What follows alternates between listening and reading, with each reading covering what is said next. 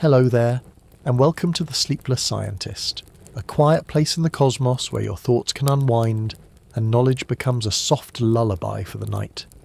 Tonight's journey will take us into a curious question, not one of alarm, but one of wonder. What would happen if the Earth suddenly stopped spinning? It's a question that echoes with both science and silence, a question that tips its head toward physics, but also toward poetry.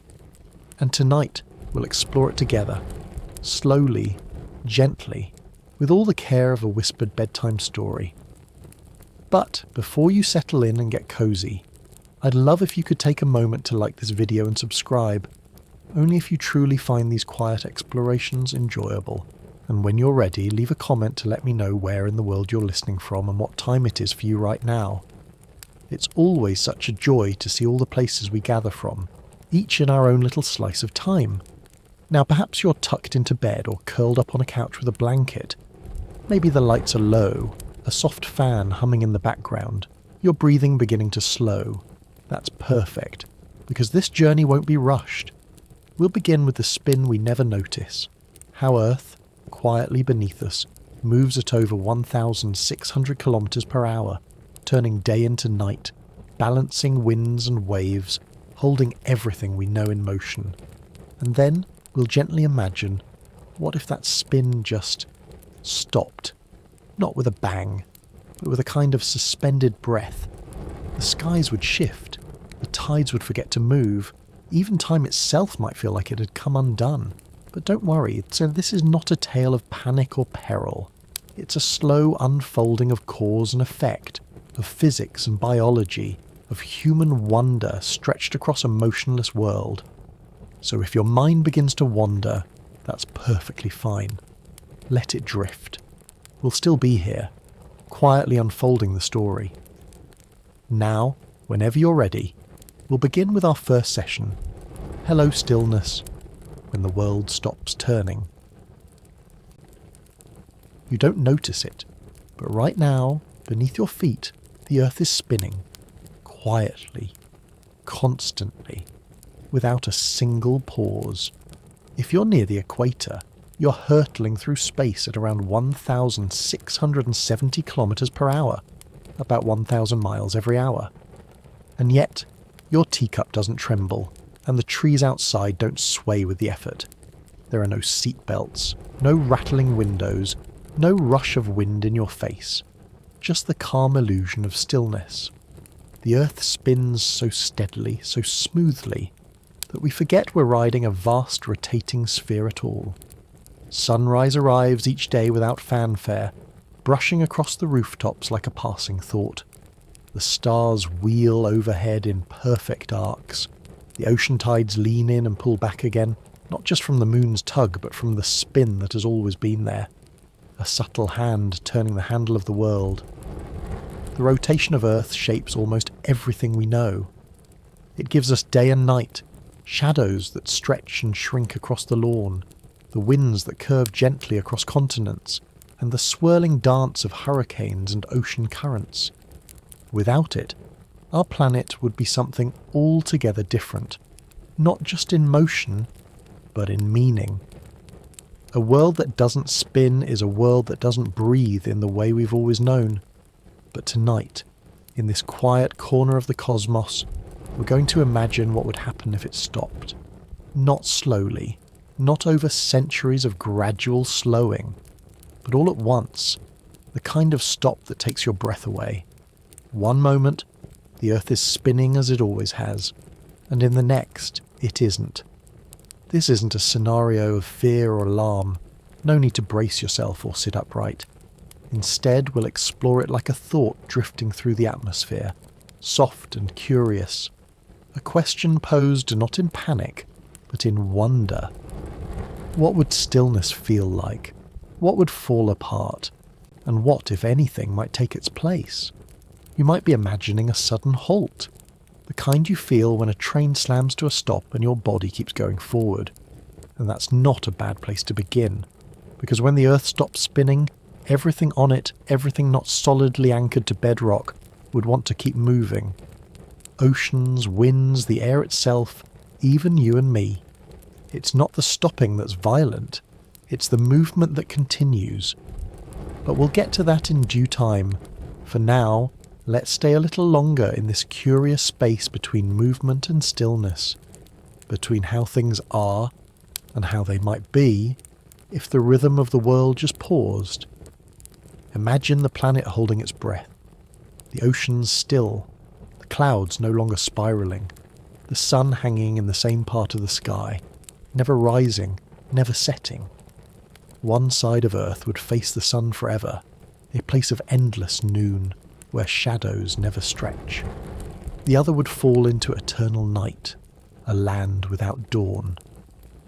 And in between, a twilight belt, a soft band encircling the globe where the sun hovers, low on the horizon, neither rising nor sinking. It's in these zones of half-light, perhaps, that life might continue. But that's a story for later. For now, we pause on the idea itself, that the spin could stop, and that when it does, everything we take for granted might come undone. Not instantly, not like the flick of a switch, but in long, unraveling threads. Time itself would begin to fray, not because clocks would stop, but because the anchor we've always tied them to, sunrise and sunset, would no longer be there. Midnight would mean nothing without the turning earth. Morning too would lose its shape, and we would notice, not just with our eyes, but with something deeper. Our bodies, so quietly sink to the rhythm of day and night, would drift. Sleep would come at odd hours or not at all. Plants would hesitate to bloom. Animals would forget when to migrate. Somewhere in that pause, the Earth's heart, or at least its tempo, would change. But here's the beautiful part. Nothing happens all at once. Even a sudden stop has echoes that take time to arrive, and that's what we'll be exploring, gently, session by session, as we imagine the slow unfolding of consequences from the deep sky to the marrow of our bones. Inertia, weather, magnetism, memory, all stirred by the end of a motion we never saw but always lived within. So if your mind begins to wander, that's perfectly fine. Let it drift along these imagined winds. We'll still be here, quietly spinning stories, even if the world no longer does. And in the next session, we'll begin to feel the first ripple, the quiet chaos of momentum without a home, the oceans that keep rushing east, the winds that forget how to curve, the skies that begin to unlace, but for now just breathe.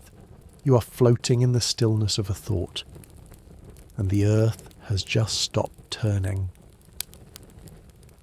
When you're on a moving train and it brakes suddenly, everything inside continues forward. Bags slide, people stumble, a coffee cup topples, sending warmth across the floor. This is inertia.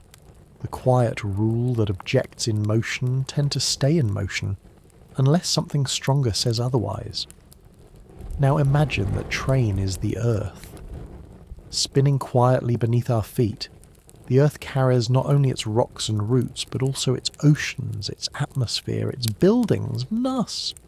Everything not nailed deeply into the planet's core is moving with it, carried gently in its endless rotation. So what happens when the earth, this train of ours, stops? Not gradually, not gently easing to a halt, but abruptly, instantly, as though someone reached out and pressed an invisible cosmic brake. The surface would pause, but everything else, it would keep going. At the equator, that forward motion is around 1,670 kilometers per hour. That's nearly the cruising speed of a commercial jet, which means that in the first breath after the Earth stops, the atmosphere, no longer tethered to the ground beneath it, would surge forward. Air would scream across the surface in colossal waves, scouring the land, toppling forests, flattening cities. Skyscrapers built to withstand the trembling of earthquakes would find no defense against a wind that moves faster than any storm in human memory. And it wouldn't just be air.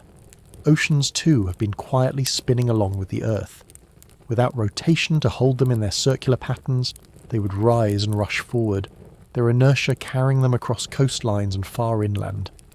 Massive walls of water would race eastward, swallowing everything in their path, like a global tsunami, not from tectonic plates shifting below, but from the oceans themselves losing their anchor. In the northern and southern latitudes, the motion would be slower. Near the poles, the Earth's surface spins more slowly, so the chaos there might be less violent. But around the middle of the world, in the densely populated equatorial belt, the effects would be catastrophic. Imagine a city like Quito or Nairobi or Jakarta. Cities built high or near the sea, quiet and bustling. And then, in one blink, the air they breathe begins to move faster than sound, tearing through windows, lifting rooftops and dragging rivers behind it. But here's where the story softens. Not every part of the world would be destroyed outright. Some areas, shielded by mountains tucked into valleys, or already near the poles, might survive the worst of the initial wind and water surge. In those places, the pause would not begin as catastrophe, but as silence. A sudden, eerie stillness followed by the distant roar of air moving where it shouldn't. Over time, that motion would settle. Air would slow, its energy spent. Water would find new basins, new shorelines, unfamiliar edges to lap against. But the damage would already be done. Forests uprooted, coastlines redrawn, cities swept away not by earthquakes or rising seas, but by the invisible loyalty of matter to its own momentum. And beyond the physical, beyond concrete and coastline, the consequences would ripple into memory. Survivors, those in the quiet zones, would look to the horizon and see nothing where once stood skylines. They would feel, perhaps for the first time, the terrifying power of something they never noticed: motion. We often think of movement as something we initiate: a walk, a car ride, a spinning top. But in truth, most of the motion that sustains us happens without our consent or even our awareness. Earth turns, air spins, tides pulse, and we move not because we choose to, but because we are carried. When that carrying ends, when the ground itself becomes still, everything it once moved must account for its own velocity. And so, the first chapter of A Stopped Earth is not about silence. It's about the things that refuse to stop. The air, the water, the trees, the people, all obeying the laws of inertia, not with malice but with mechanical precision. Even something as small as a bird in mid-flight would find the air torn away beneath its wings. A child tossing a ball might watch it sail farther than expected, not because of strength, but because the very world underneath has betrayed its balance. Still, the violence would not last forever. Like all storms, it would pass. But unlike any storm we've ever known, this one would leave behind not only destruction, but a deep sense of unfamiliarity. The geography of the Earth would change, not just in shape, but in behaviour. Oceans would settle in new places, rivers would carve new paths, the wind would rest at last, having released the memory of motion. And as the dust begins to fall and the waters begin to recede, a strange quiet would take its place. A quiet not of peace, but of absence. The Earth would be still. But everything it once carried would now remember what it felt like to move. In the next session, we'll turn our gaze upward, toward the skies that now have no pattern. We'll follow the winds that once spun in elegant spirals and watch as they forget their rhythm. Jet streams, cyclones, weather systems, all dependent on the Earth's turn, begin to lose their way. But for now, just breathe. The storm has begun, not with thunder, but with momentum, and the Earth, for the first time in 4 billion years, is standing still. Long before we understood the science of the skies, people looked up and named the winds. They gave them direction and character, called them trade winds, mistrals, monsoons. These currents were more than moving air, they were rhythm, memory, pattern. A sailor could read them like music. A farmer could listen to their silence and know when the rains were late. And all of these winds, whether gentle or fierce, followed rules laid down by the Earth's spin. Invisible rules, elegant ones. The Coriolis effect, the tilt of sunlight, the difference in warmth between equator and pole. These invisible fingers pull the atmosphere into curls and ribbons, set it swirling clockwise here, counterclockwise there, stitch together jet streams at the seams of the sky. But now the earth has stopped spinning, and the winds no longer know what to do. At first, everything is motion, the great rush of air continuing eastward, as we've already seen. But when that energy fades, when the last of inertia has settled into dust and silence, a new problem emerges. The wind forgets how to behave. Without Earth's rotation, the Coriolis force, that subtle sideways nudge that bends storms into spirals and sends hurricanes swirling across the oceans, disappears. There's no spin to divide north from south, or to give cyclones their distinctive rotation. The great spirals that once formed over warm seas now collapse into confused, slow-moving giants. Storms that drift without direction, that refuse to spin at all. Jet streams, those. Fast-flowing rivers of air that once danced around the upper atmosphere, guiding storm systems and separating cold from warm, now fall apart. Their paths no longer loop and meander around the globe. Instead, they fray like old rope. High-altitude winds weaken, losing their sense of purpose. What once circled becomes stagnant. And with this collapse of order, weather begins to lose its structure. Rain no longer arrives on schedule. Droughts stretch longer, unbroken by the wandering clouds that once crossed continents.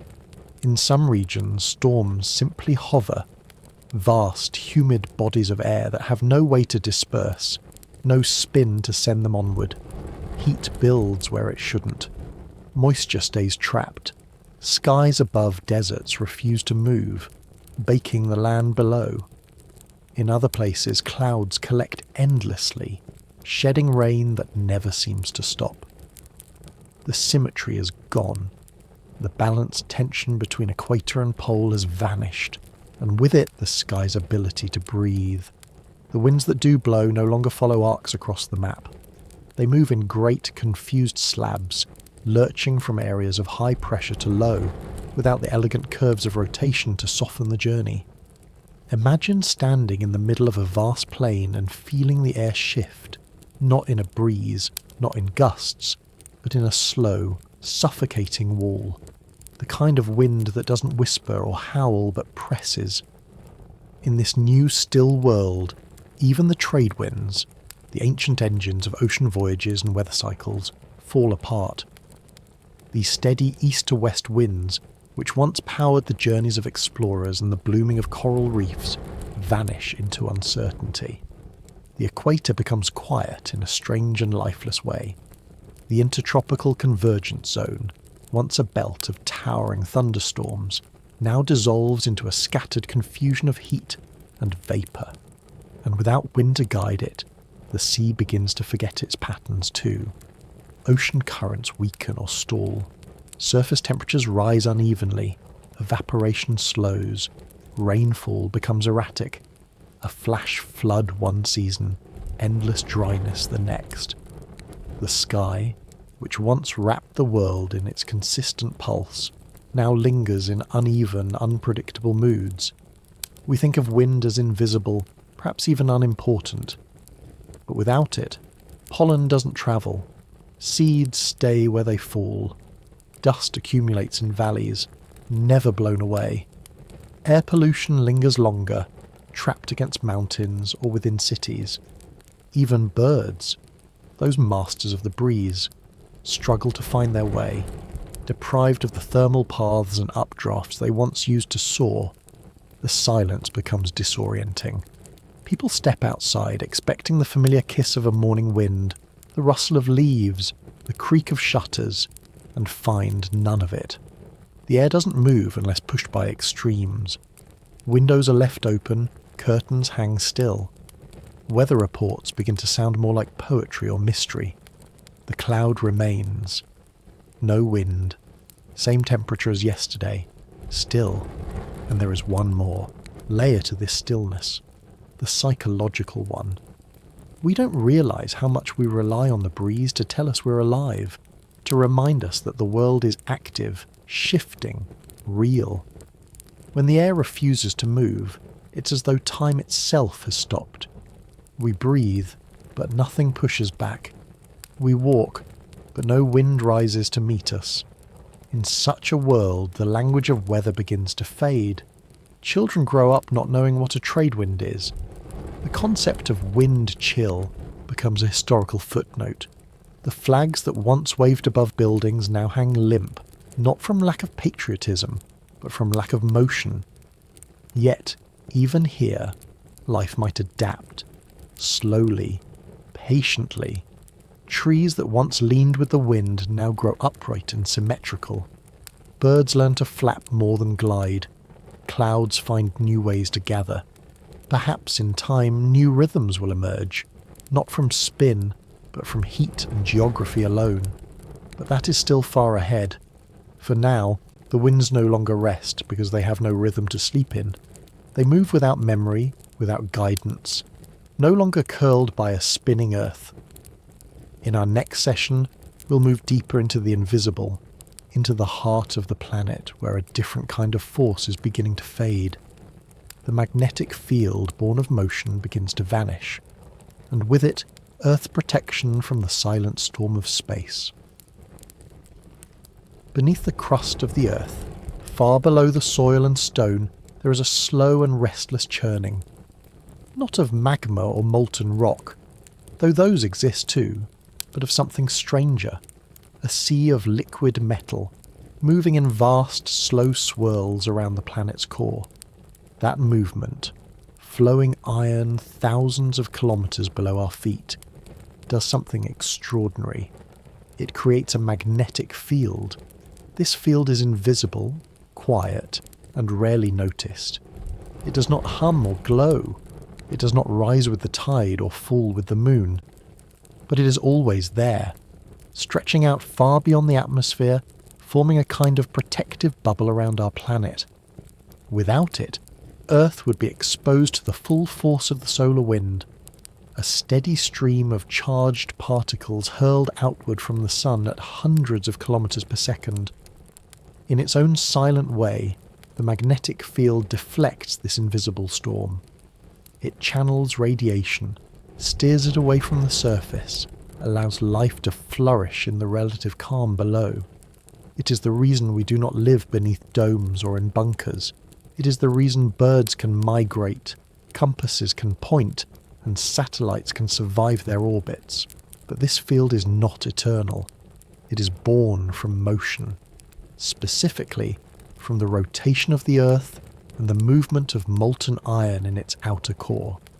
The spinning of the planet helps organise these flows, guiding them into complex, spiral patterns that generate magnetic lines, like a dynamo slowly turning beneath the ground.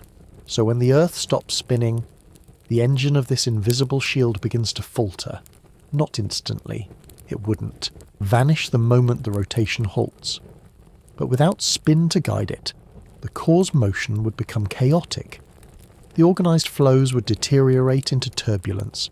The magnetic field would begin to weaken, its edges fraying, its lines wandering. Over time, perhaps decades, perhaps centuries, it might collapse entirely. And what would that mean? At first, perhaps very little would seem different. Your phone would still work. Birds might still navigate. But subtle things would begin to shift. Auroras, those shimmering curtains of light that dance near the poles, would fade. They are created by solar particles interacting with the magnetic field and the upper atmosphere. As the field weakens, the auroras would drift and dim until one day they disappear. Radiation levels at the surface would slowly rise. The sun's energy, no longer deflected, would reach deeper into the atmosphere. Satellites once shielded would suffer more frequent malfunctions. Their circuits, sensitive to solar interference, would begin to fail. Communications might crackle and fade. GPS systems, reliant on both satellites and magnetic orientation, would begin to wobble, no longer able to find true north. because true north would be moving. And then there's the atmosphere itself. Earth's magnetic field plays a quiet role in keeping it anchored. The solar wind, though diffuse, is relentless. Without magnetic protection, it begins to erode the upper layers of our sky, stripping away particles, atom by atom, year by year. Not dramatically, not in a single gust, but in a slow, persistent exhale. Mars may serve as our cautionary tale. It too once had a magnetic field and an atmosphere, but when its inner dynamo faded, the solar wind swept the sky away. What remains now is thin, cold, and mostly silent. Earth would not lose its atmosphere overnight. Our gravity is strong and the lower layers of air are thick, but the edges would fray. The outermost layers, where satellites drift and auroras once shimmered, would begin to thin. Ultraviolet radiation would increase. Skin cancer rates might rise. Plants, sensitive to subtle changes in light and energy, could begin to suffer. Life, as always, would adapt. But the margin for adaptation would grow narrower, and beyond biology, beyond the immediate effects on our health or our machines, there is something deeply unsettling about the idea of losing this shield. It has always been there, invisible, faithful, unasked for. It is a reminder that not all guardians are seen. Some are made not of stone or policy, but of motion, of quiet physics, of the deep whirring of iron beneath our feet. When that motion ceases, when the spin that once organised the Earth's heart fades into stillness, we lose not just a field, but a kind of silence we never knew was sheltering us. Even compasses, those humble instruments long used to find one's way, would begin to fail. Their needles might drift or spin without direction. Explorers of the still Earth would no longer follow magnetic lines, but perhaps the lines of light and shadow, of heat and cold. Navigation would return to the stars, not by choice, but necessity. And culturally, symbolically, something else might shift. North as a concept would become blurred. The idea of orientation, of knowing which way to turn, which path to follow, would no longer be anchored to the quiet hum of magnetism. A planet that no longer spins would also no longer point. Still, we would go on. We always do. Life would find new ways to navigate, new signals to follow, and perhaps, in time, new instruments would arise, not to measure magnetic fields, but to measure something else entirely. The gentle rhythms of temperature, or the low pulses of light, or the tremble of air in the absence of wind. But that's later. For now, we're in a world where the sky still glows but less than before, where satellites still orbit but less predictably, where compasses still point, but not quite where they used to. A world where the shield remains, but thinner, fainter, and unsure of itself. And in the next session, we'll follow that uncertainty upward into the artificial constellations we've placed above us, the satellites and networks that form our second sky. For even they will begin to drift, confused by a planet that no longer moves beneath them. Above the clouds, higher than the tallest mountain, beyond even the drifting weather and the thinning air, there is another kind of sky, one built not by nature, but by us. Orbiting silently, it hums with signals and circuits, relaying conversations, positioning travellers, forecasting storms, and watching over a planet it believes it understands. Satellites, thousands of them, some as small as a loaf of bread, others the size of buses, all following predictable paths above a spinning world. They move in harmony with the rotation beneath them, orbiting eastward in precise arcs that match the Earth's rhythm. And now, suddenly, the Earth has stopped. Its rotation, once so dependable, has ceased without warning, and those satellites, still moving, still obeying the silent laws of momentum and gravity, find themselves tracing patterns that no longer make sense. Let's pause for a moment and imagine what orbital motion really is. A satellite doesn't fly in a circle because it's actively steering itself. It's falling, endlessly falling, but doing so in a way that matches the curvature of the Earth. As the planet spins beneath it, the satellite stays above the same place, or loops over the poles in predictable intervals, depending on its orbit type. This delicate choreography depends not only on gravity and velocity, but on the assumption that the Earth itself is turning. Geostationary satellites, for example, hover over the equator, matching the Earth's spin precisely so that, from the ground, they appear motionless. That illusion of stillness in the sky relies entirely on the planet's movement. When that movement vanishes, the illusion breaks. The satellite no longer hovers. It begins to drift westward relative to the surface, not because it has changed, but because the Earth beneath it has. What once was fixed now circles the globe. Ground stations, built to point at fixed points in space, must now track movement they never anticipated. Communication delays increase, signal reliability declines. The digital sky, the one filled with internet relays, climate monitors, television broadcasts and GPS beacons, begins to scatter. Low Earth orbit satellites fare no better. Many of them, including those responsible for remote sensing and real-time surveillance, rely on precise orbital alignments to revisit the same point on the surface regularly. But with the Earth no longer spinning, their revisit times change dramatically. Patterns shift, images no longer line up. A snapshot of farmland that once arrived every morning now comes at unpredictable intervals, sometimes in darkness, sometimes not at all. And then there is GPS, the quiet backbone of so much modern life. Not just for maps and directions, but for stock markets, power grids, emergency systems. GPS depends on a constellation of satellites orbiting in known positions, all tied to atomic clocks and synchronized to the rotation of the Earth.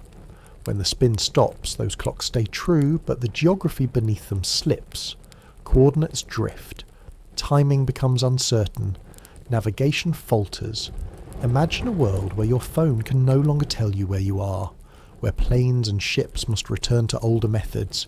Stars, compasses, landmarks, even as those too begin to wobble. A pilot glances down, sees the coordinates shift, and realizes the system itself has lost its reference. Weather satellites, tasked with watching the swirls of clouds and fronts from above, also find themselves adrift. Without a rotating Earth beneath them, the familiar dance of systems vanishes. There are no more sweeping arcs of motion, no spiral arms of hurricanes, no looping jet streams to follow. What remains is fragmented, drifting slowly, unmoored from the engine that once powered their movement. And so, a second kind of stillness descends, not on the surface, but in the sky above. It is not the stillness of calm, but of disorientation, a stillness in which tools built for motion no longer find their bearings. The sky we built, the one filled with whispers and wires, with orbits and algorithms, no longer fits the world below. Engineers scrambling in control rooms attempt to adjust, antennas swivel, software updates are pushed, ground stations recalibrate. But the underlying truth remains. These systems were not designed for a planet that stands still. Eventually some satellites may burn up, their orbits decaying faster due to subtle shifts in atmospheric drag, no longer balanced by the familiar tidal push of a rotating planet. Others may drift endlessly, silent relics of an era that spun, and yet, as always, adaptation follows. Perhaps new constellations are launched, ones designed for a motionless Earth. Perhaps communication moves underground, or is redirected through high-altitude balloons. Innovation, born of necessity, begins to build again. But the loss is felt, not just in function, but in spirit. For decades, the artificial sky was a symbol of human progress, an invisible architecture that made the world feel connected. Now, that architecture falters. The world below has stopped turning. and the sky above no longer knows where to look. In the next session, we'll return to Earth, to the surface reshaped by all this motion and motionlessness. We'll feel the planet settle into a new shape as the bulge at the equator begins to recede, and the oceans, pulled by gravity alone, find new places to rest. But for now, let your thoughts linger here, among the satellites drifting slowly out of sync in a sky that forgets where it used to be. The Earth no longer turns. Above us the sun has ceased its patient march across the sky. It no longer rises in the east or sets in the west. It no longer climbs or falls, no longer casts long shadows in the morning or soft ones in the evening. Instead, it hovers, fixed in place, unwavering, unblinking, over the same patch of land day after day, month after month. This is the new reality of a stopped Earth. One hemisphere now faces the sun in eternal daylight, while the other rests in an unending night. The side locked in light becomes something strange and unfamiliar, not bright in the way a summer afternoon is bright, not warm in the way sunlight feels on a spring morning, but searing, relentless. A place where the sun never dips below the horizon, where shadows are trapped beneath objects like permanent stains, and where the sky remains an endless, blinding canvas of pale blue or white, depending on how the heat scatters the light. There is no coolness, no relief, no dusk to soften the edges of the world. With no rotation to distribute solar energy, heat begins to build, not just on the surface, but in the air, in the soil, in the water. Lakes begin to dry, their surfaces first steaming, then cracking. Forests, even those used to warm climates, begin to wilt, their leaves curling, their trunks split by the strain of unending exposure. Deserts, already pushed to their limits, become vast furnaces of shimmering distortion, where the sand itself can blister the skin. The oceans on this sunlit side grow warmer with each passing day. Shallow waters evaporate, coral reefs bleach and die, and fish either migrate toward the edges or succumb to the rising temperatures. Storm clouds, deprived of pressure differences and spinning winds, lose their shape. Rain becomes rare, then absent altogether. Rivers shrink. Soil turns to dust. Agriculture collapses. It is not an apocalypse of fire, not a sudden inferno. It is a slow, seeping heat, the kind that dries the breath and silences birdsong. Even the insects begin to fade, their delicate systems overwhelmed by a sun that never rests. And on the other side, the shadowed side, a very different silence takes hold. Here, the sun is gone entirely. The sky is a ceiling of stars, unchanging and sharp, like a painting that never shifts.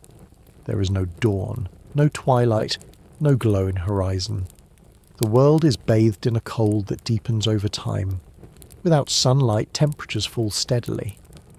What warmth the surface once held begins to bleed away into space, and the land succumbs to frost. The atmosphere begins to thicken with ice crystals.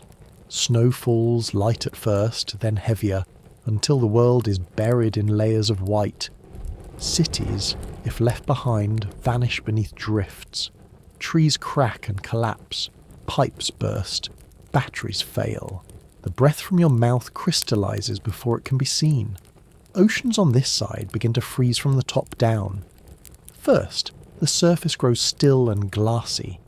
Then it clouds. Then it hardens. In deeper waters, life retreats to thermal vents, or the few remaining currents that still carry warmth from elsewhere. But even those slowly fade. Ice creeps downward. Glaciers born of the still sea begin to crawl across the land. There is no true darkness here. Starlight remains and the moon still orbits. But there is no warmth in the light. The night is not terrifying. It is empty, a silence of a different kind. Not the absence of noise, but the absence of change. No sunrise, no clock, no reason to wake or to sleep.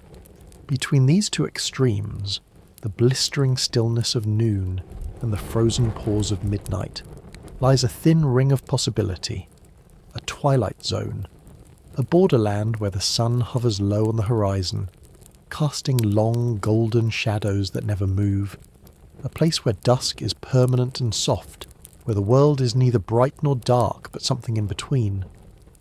We'll spend more time there in the next session, but here, in this wide contrast between eternal light and endless dark, we begin to see the reshaping of the Earth not just in temperature, but in spirit.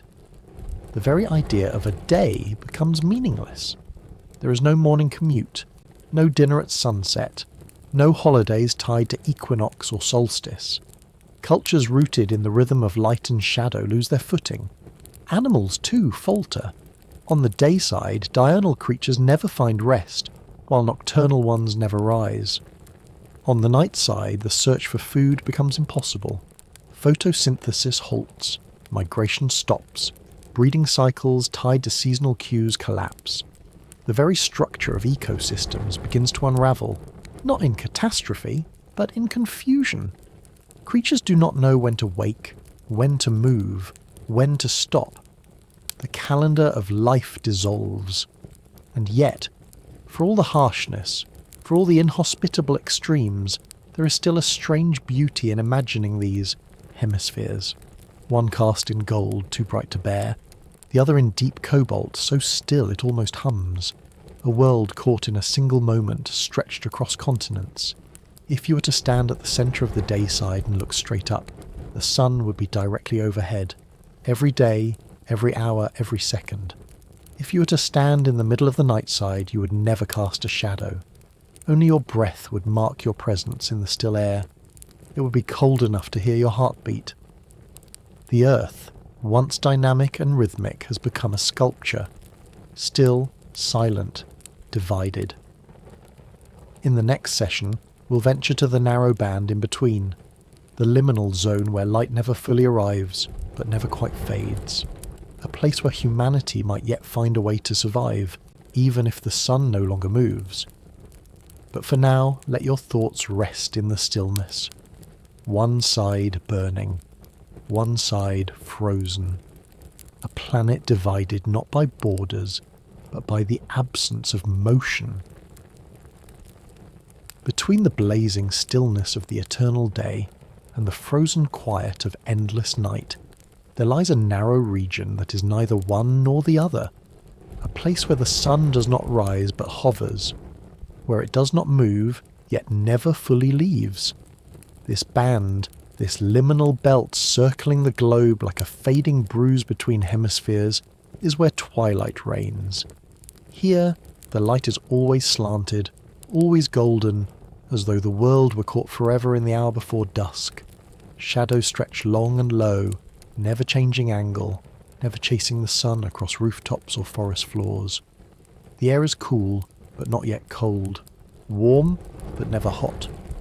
It is the only place on a stopped earth where the extremes give way to something else, something in between. In this slender region, life has a chance.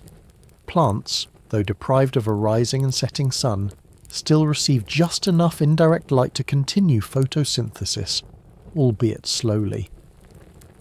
The temperatures, moderated by proximity to both the sun's warmth and the night's chill, remain within a tolerable range. It is neither a land of snowdrifts nor cracked desert floor. It is a place where soil might still yield crops, where water might still move, and where air might still flow gently enough to carry seeds, pollen, and breath. As the world adjusts to its new stillness, human life gravitates toward this belt of twilight.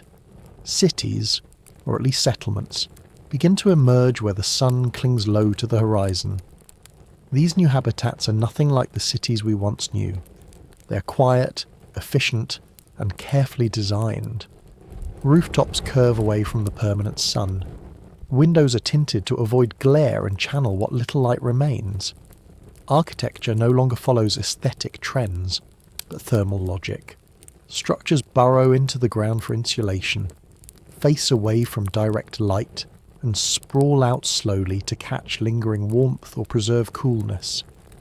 water is managed with reverence. Small reservoirs collect condensation, groundwater is filtered with extreme care, and waste is recycled meticulously. Energy systems evolve to rely less on solar panels, which ironically now receive too much or too little light, and more on geothermal sources, wind turbines perched high above the stagnant surface, or even artificial photosynthesis systems slowly harvesting chemical potential from lingering twilight.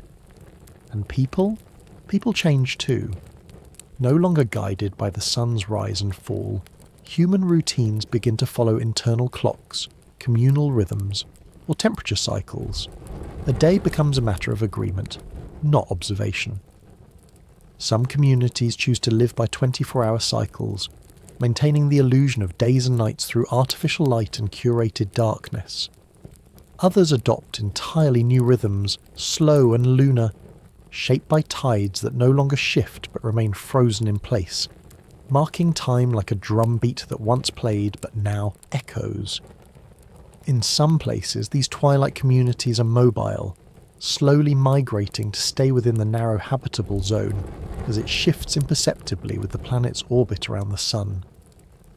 Imagine long, low trains, moving on circular tracks around the world, always chasing the sweet spot between scorching and freezing. Or modular homes mounted on automated platforms that inch across ancient plains, always staying within the same sliver of sky, always bathed in soft orange light. In other regions, cities root themselves in place, fortified against creeping heat or advancing cold. These are not metropolises built on concrete dreams, but shelters designed for survival. Quiet, underground, communal. Spaces where people gather not to build skyscrapers, but to preserve memory. Culture flourishes differently in twilight. Songs are composed not for mornings or evenings, but for constancy, for skies that never shift, for colours that never change. Poetry leans toward stillness, toward the delicate tension of a world that no longer moves. Children grow up without ever seeing a true noon or a full night, their world forever steeped in amber light and long shadows. They do not miss the sunrise because they have never seen one, but they imagine it, often. It becomes part of myth, a glowing orb that used to climb and fall like a breath. Animals, too, find refuge in these zones. Certain birds remain, adapting to still air and fixed stars. Insects survive where warmth persists and flowering plants still bloom. Larger creatures, displaced from day and night alike, begin to settle near the edges, forming strange, quiet ecologies. Evolution, always patient, begins to work again.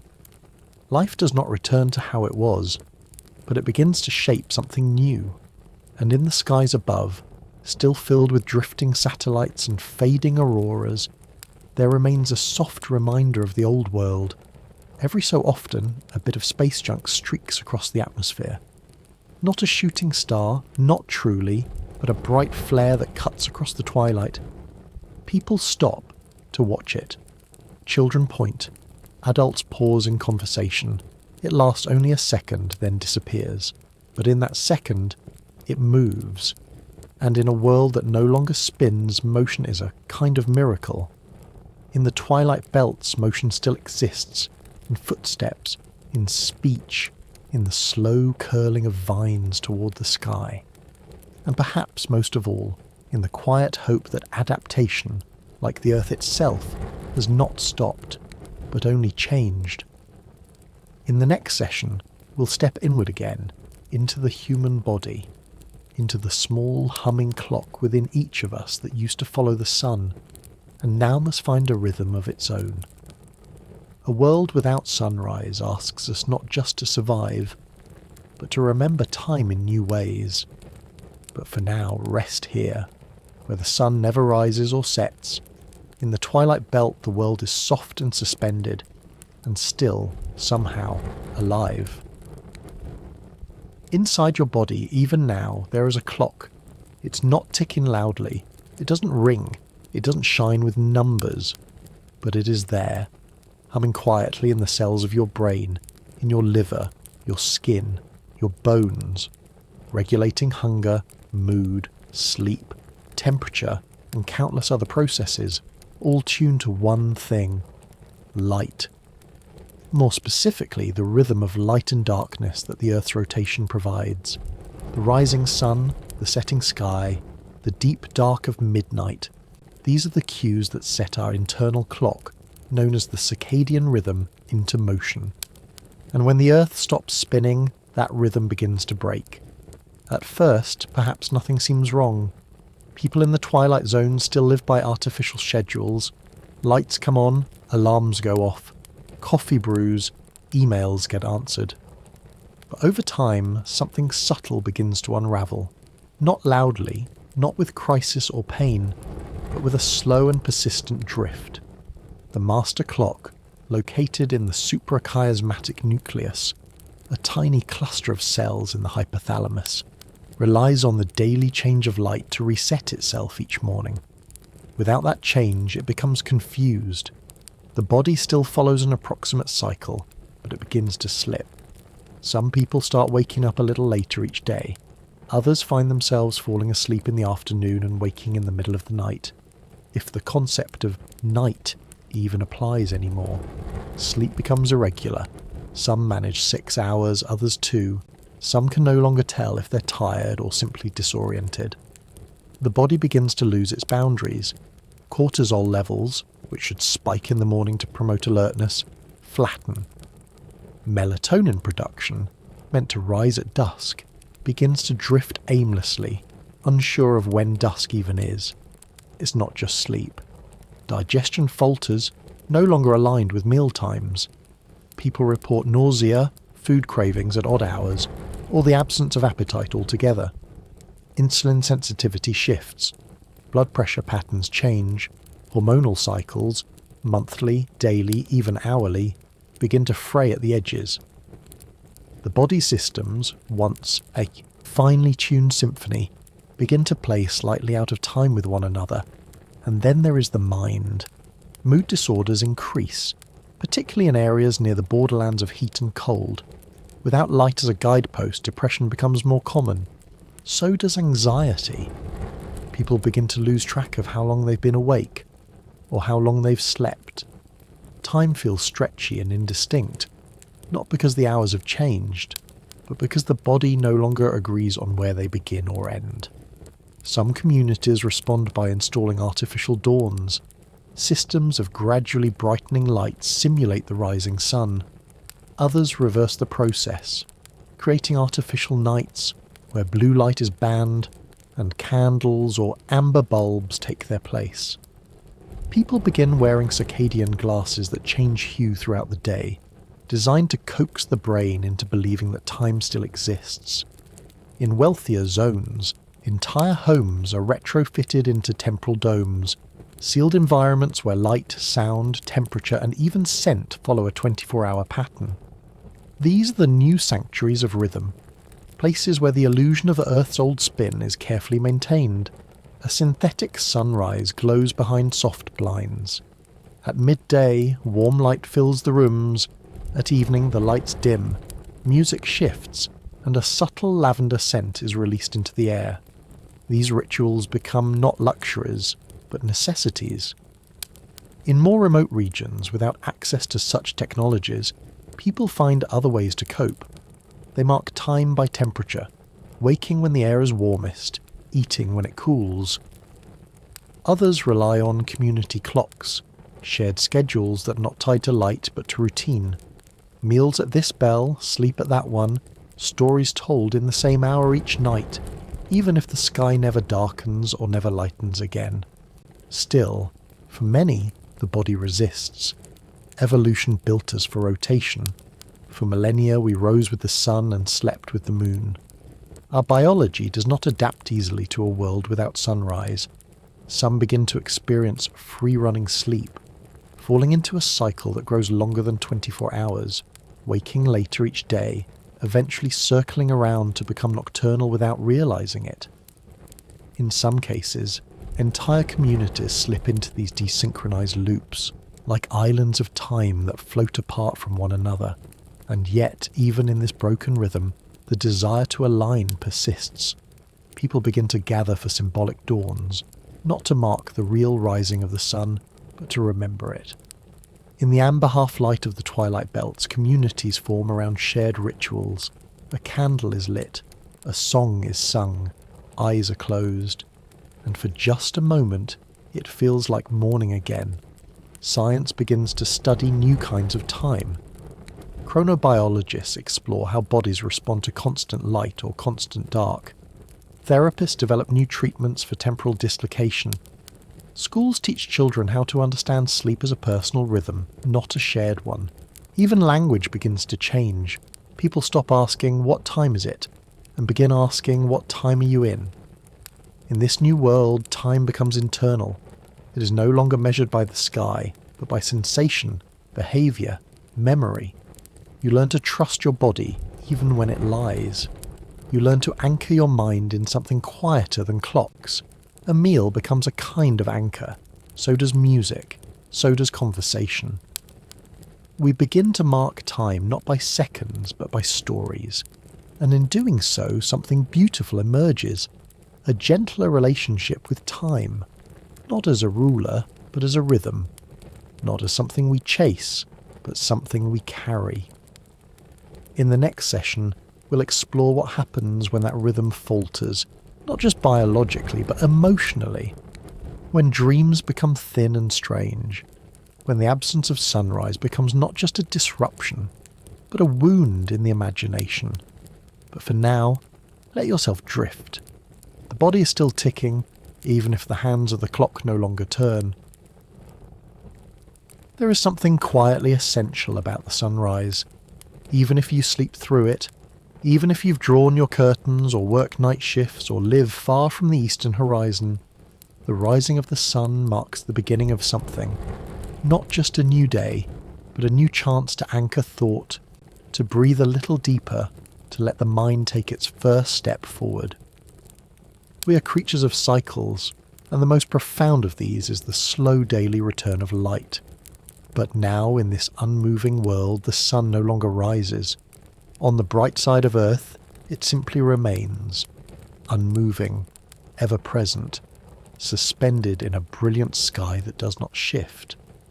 On the dark side, the stars are constant too, but they offer no sense of progression, no whisper that something new is on its way. And in the twilight belts, that soft and golden light remains suspended, always the same angle, the same hue, as though the world has been caught in a painting and asked to live there. In the absence of sunrise, something begins to fray in the mind. It's not always visible, it doesn't happen all at once. But slowly, in small ways, the lack of shifting light affects not just sleep and appetite, but something deeper, the very way we process time, memory and self. Dreams begin to change. Without external light cues to regulate the brain's chemistry, sleep becomes more fragmented. People sleep in bursts, wake with the feeling that something is incomplete. REM sleep, that vivid, emotionally potent phase where the mind untangles itself, becomes irregular. Some report dreams that are repetitive, endless, looped like broken records. Others find their dreams vanish entirely, as though sleep has become more like a black curtain than a theatre. And yet, the strange part is this. People still remember dreams of sunrise, not recent ones perhaps, but the memory lingers. People dream of morning light falling on floorboards, of birds announcing the dawn, of shadows moving across the kitchen wall.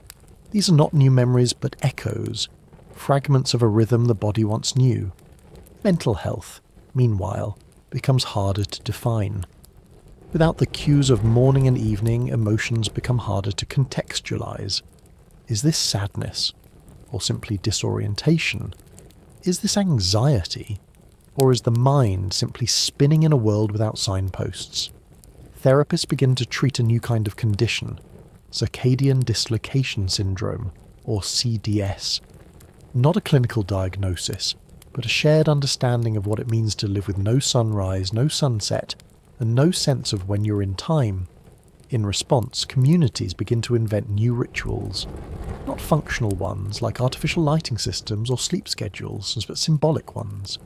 Each week a group might gather at the edge of a city to face east, even though east no longer means what it once did.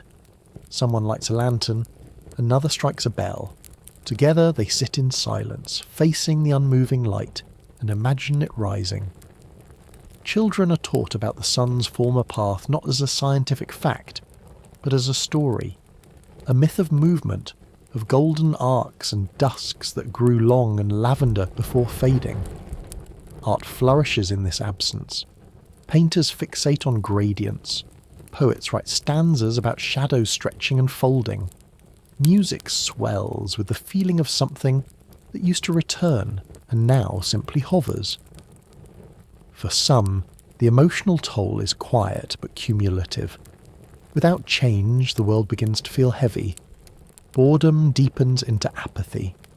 People forget what it felt like to be surprised by the quality of light, or to notice the season turning by the way trees caught the sun.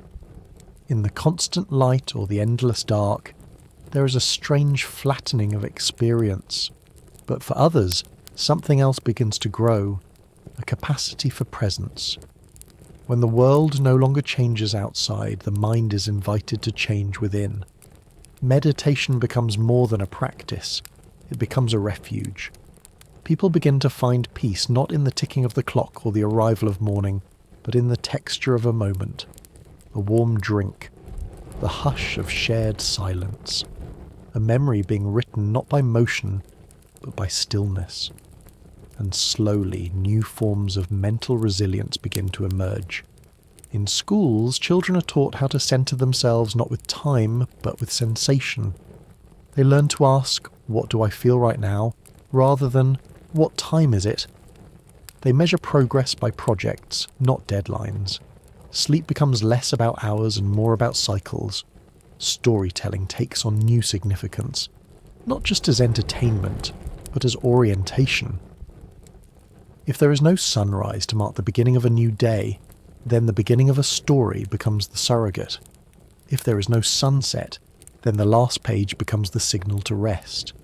Communities develop shared emotional calendars. They might agree, for example, that the first month of warmth begins when the air reaches a certain temperature, or that the season of soft begins when the air reaches a certain temperature. Soil is marked by the return of insects. These are not days in a calendar, but feelings passed from generation to generation, helping the mind reconnect to something larger than itself.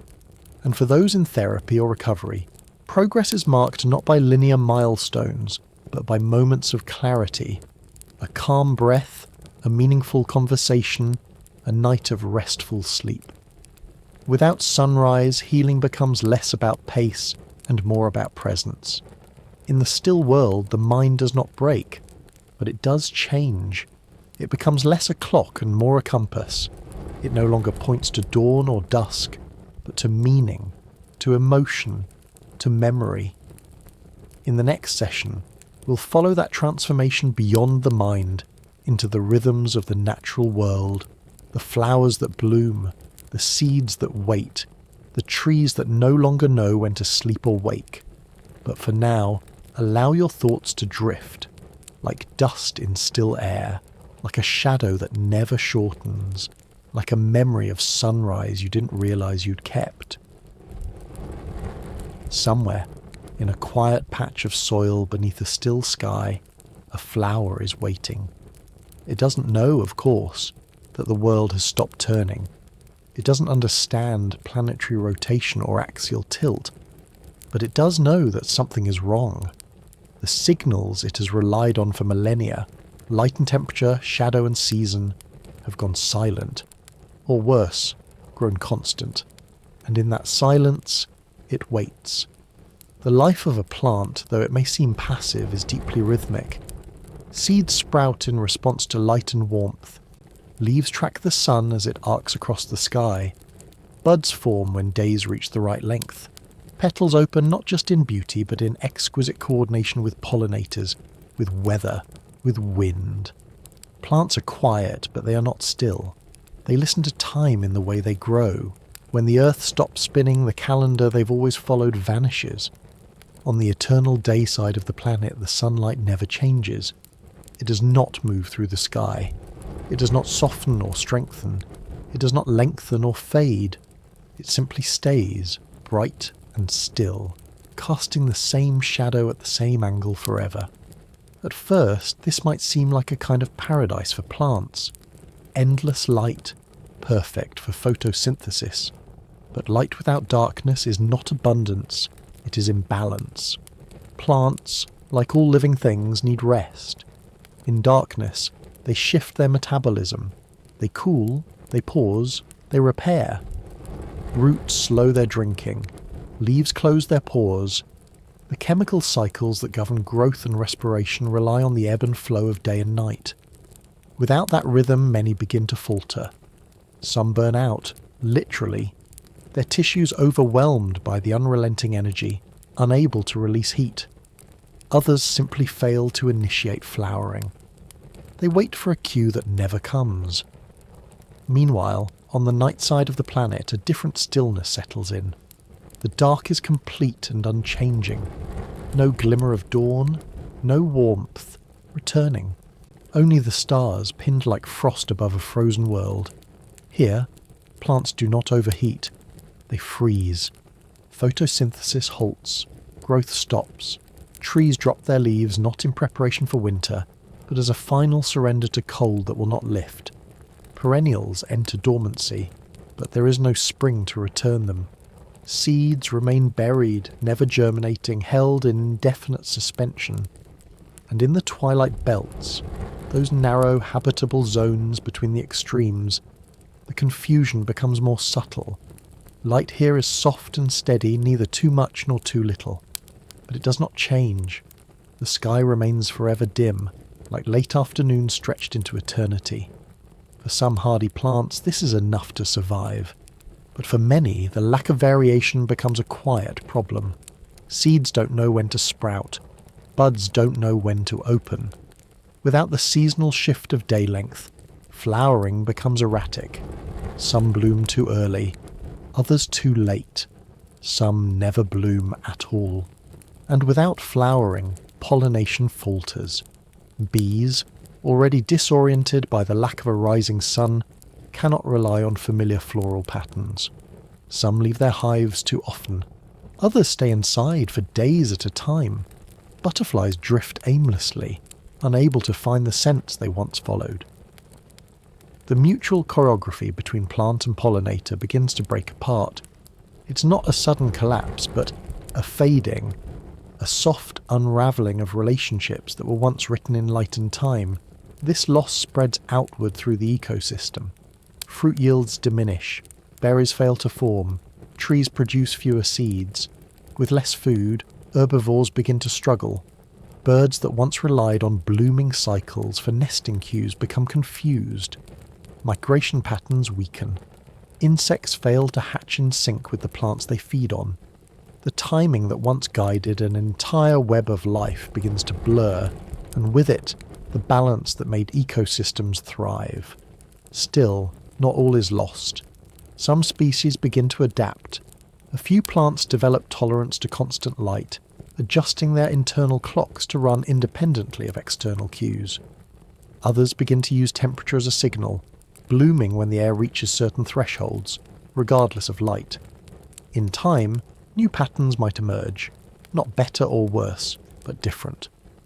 A new rhythm, written not by dawn and dusk, but by geography and subtle shifts in warmth. Scientists and farmers too begin to experiment.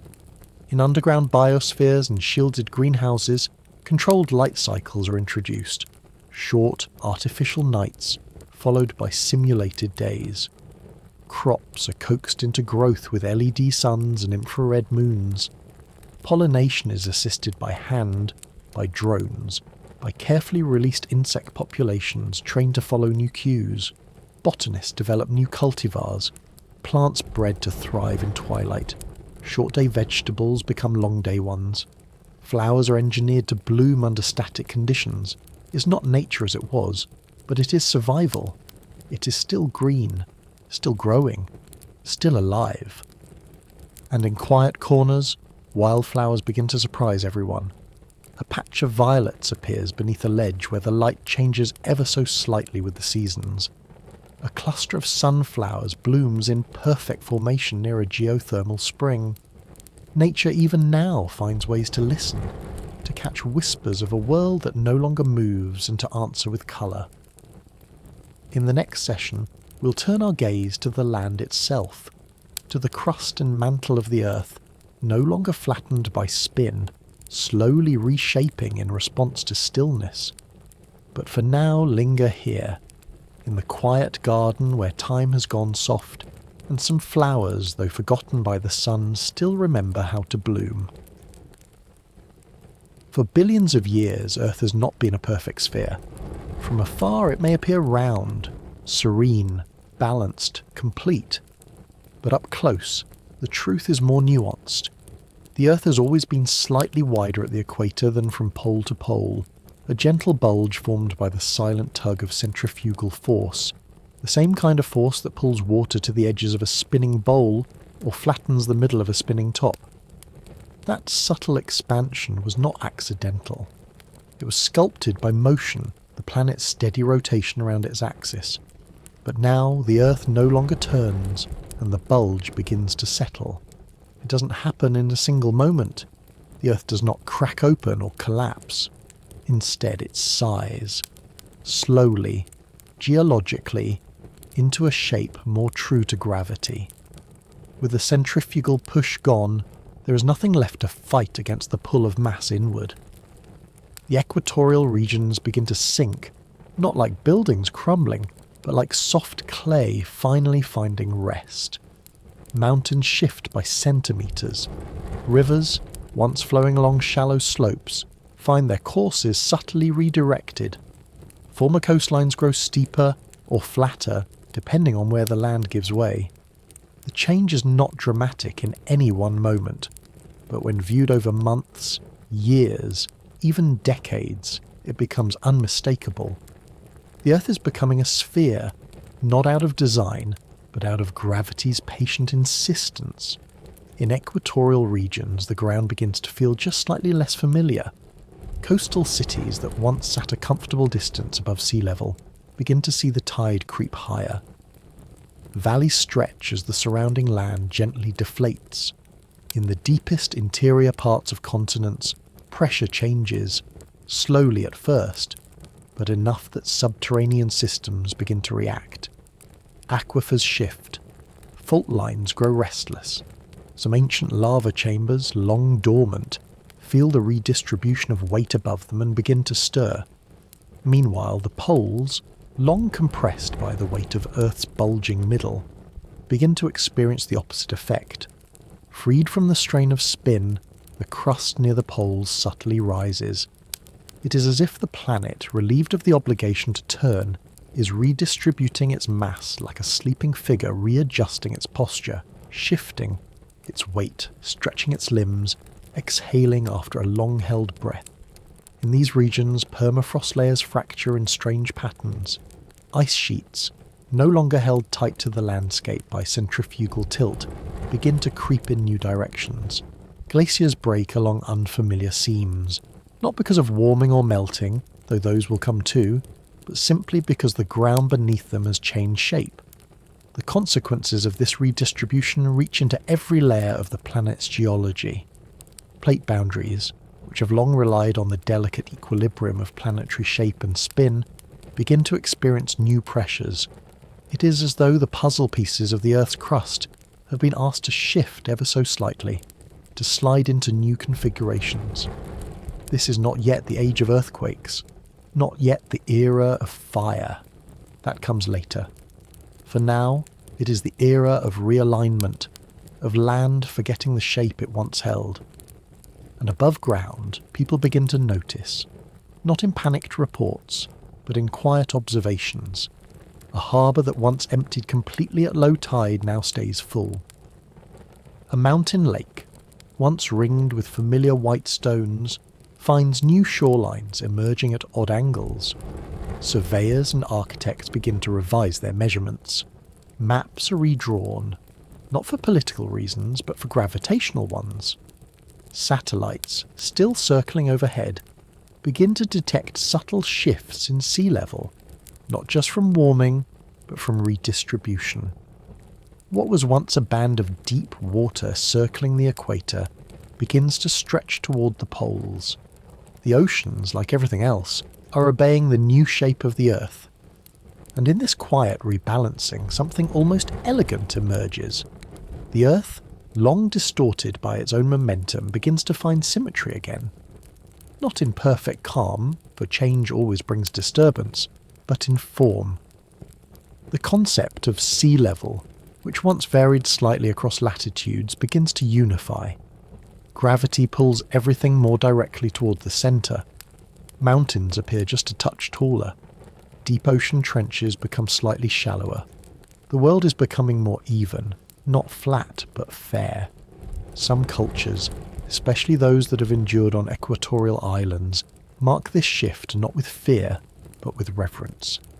In ancient legends, the earth was once shaped like a pearl, round, whole, undisturbed.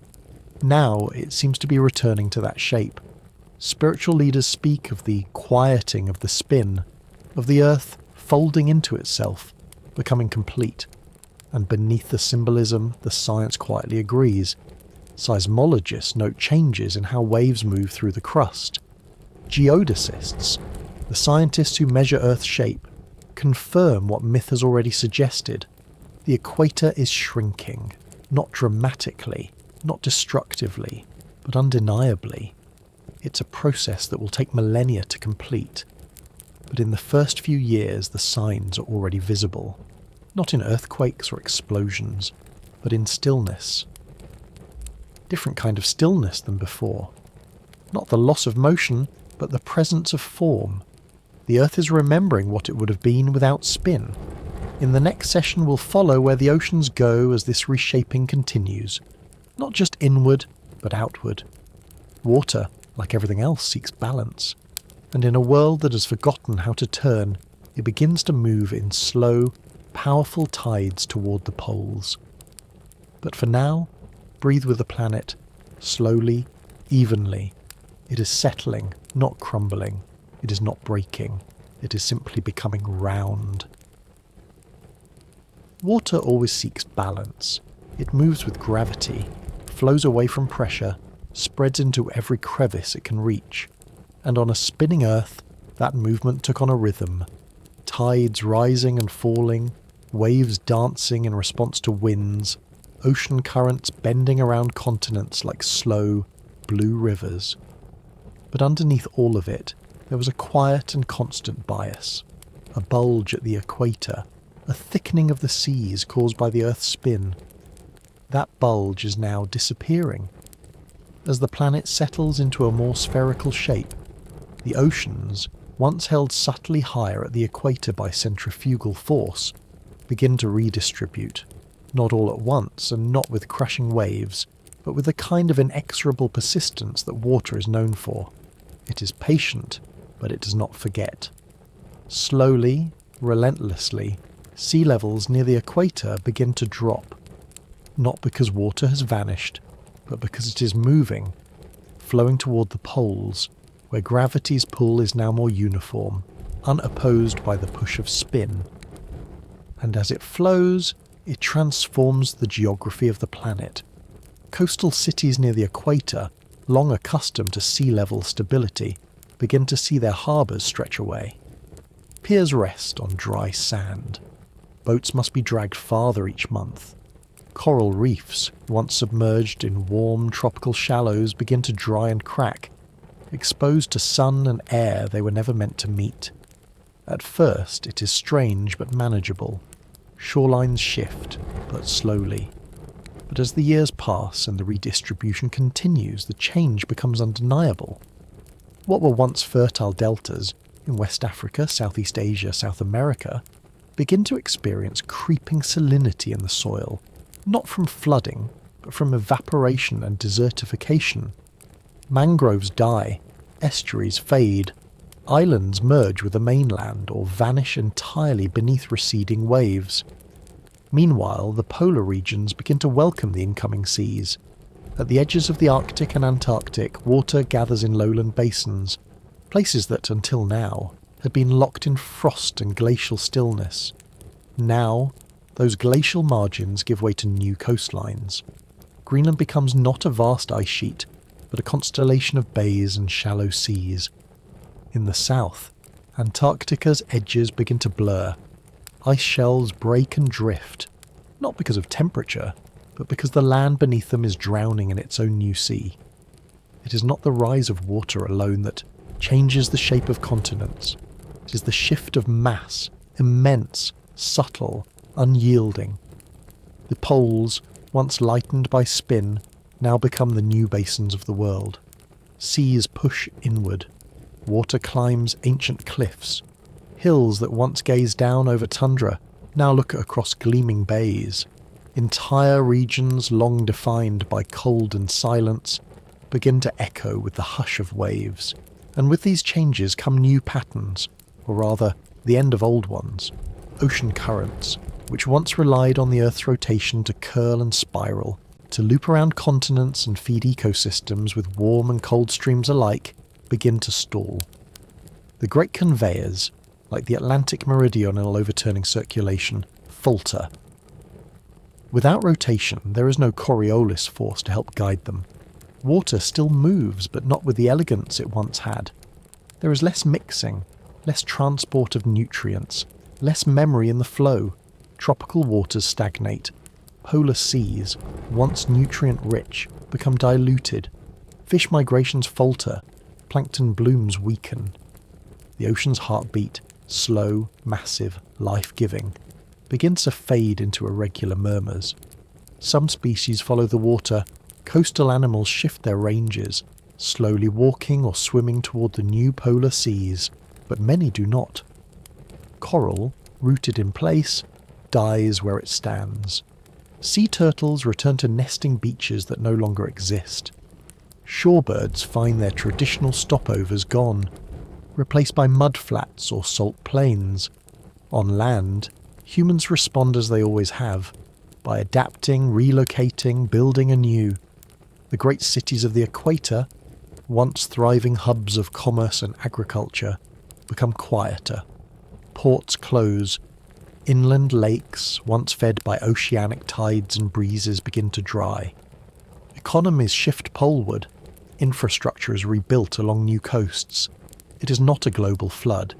It is a slow inversion of what was. Old maps become outdated. New ones emerge, drafted not by generals or geographers, but by oceanographers and quiet observers with satellite data and seismographs. Children grow up learning a new geography, where the South Pole is not just a place of penguins and ice, but a coastline lined with ships and floating docks, where the far north is no longer desolate but aquatic, and in the twilight belts, those fragile zones where humans cling to tolerable climate, the sea continues to reshape their edge. In some places it offers relief, bringing humidity, moderating temperature. In others, it threatens their balance, salting the soil, narrowing their already slender margins. Still for some, the sea brings beauty. In Greenland, fjords widen into deep blue fingers stretching into land. In Canada, new inlets are formed where glaciers once stood silent. In Siberia, ancient river valleys become lakes again, filled not by rain but by the slow arrival of a migrating ocean. And in all of this, the moon watches. Its pull still tugs at the oceans, still shapes tides. But without Earth's rotation, the tides know. Longer dance, they settle. The sea moves more slowly now, more like breath than heartbeat. Tides freeze in place. Coastal ecosystems built around change begin to quiet. And we will follow that story soon in the next session. But for now, picture the sea as something tired of circling, something that has let go of its long voyage and is now finding its new home, not in storms or crashing waves, but in the long, slow settling of balance. For as long as anyone has watched the sea, it has always moved. Twice each day the tide would come in, lifting boats and washing over sand, and then slip away again, revealing shells, stones, and the shallow footprints of birds. This rhythm was older than history, older than language, a reliable pulse set by the gravitational dance between Earth and the Moon. Even those who didn't understand the science felt the rhythm in their bones. The sea breathed in, the sea breathed out, and then it would do it again.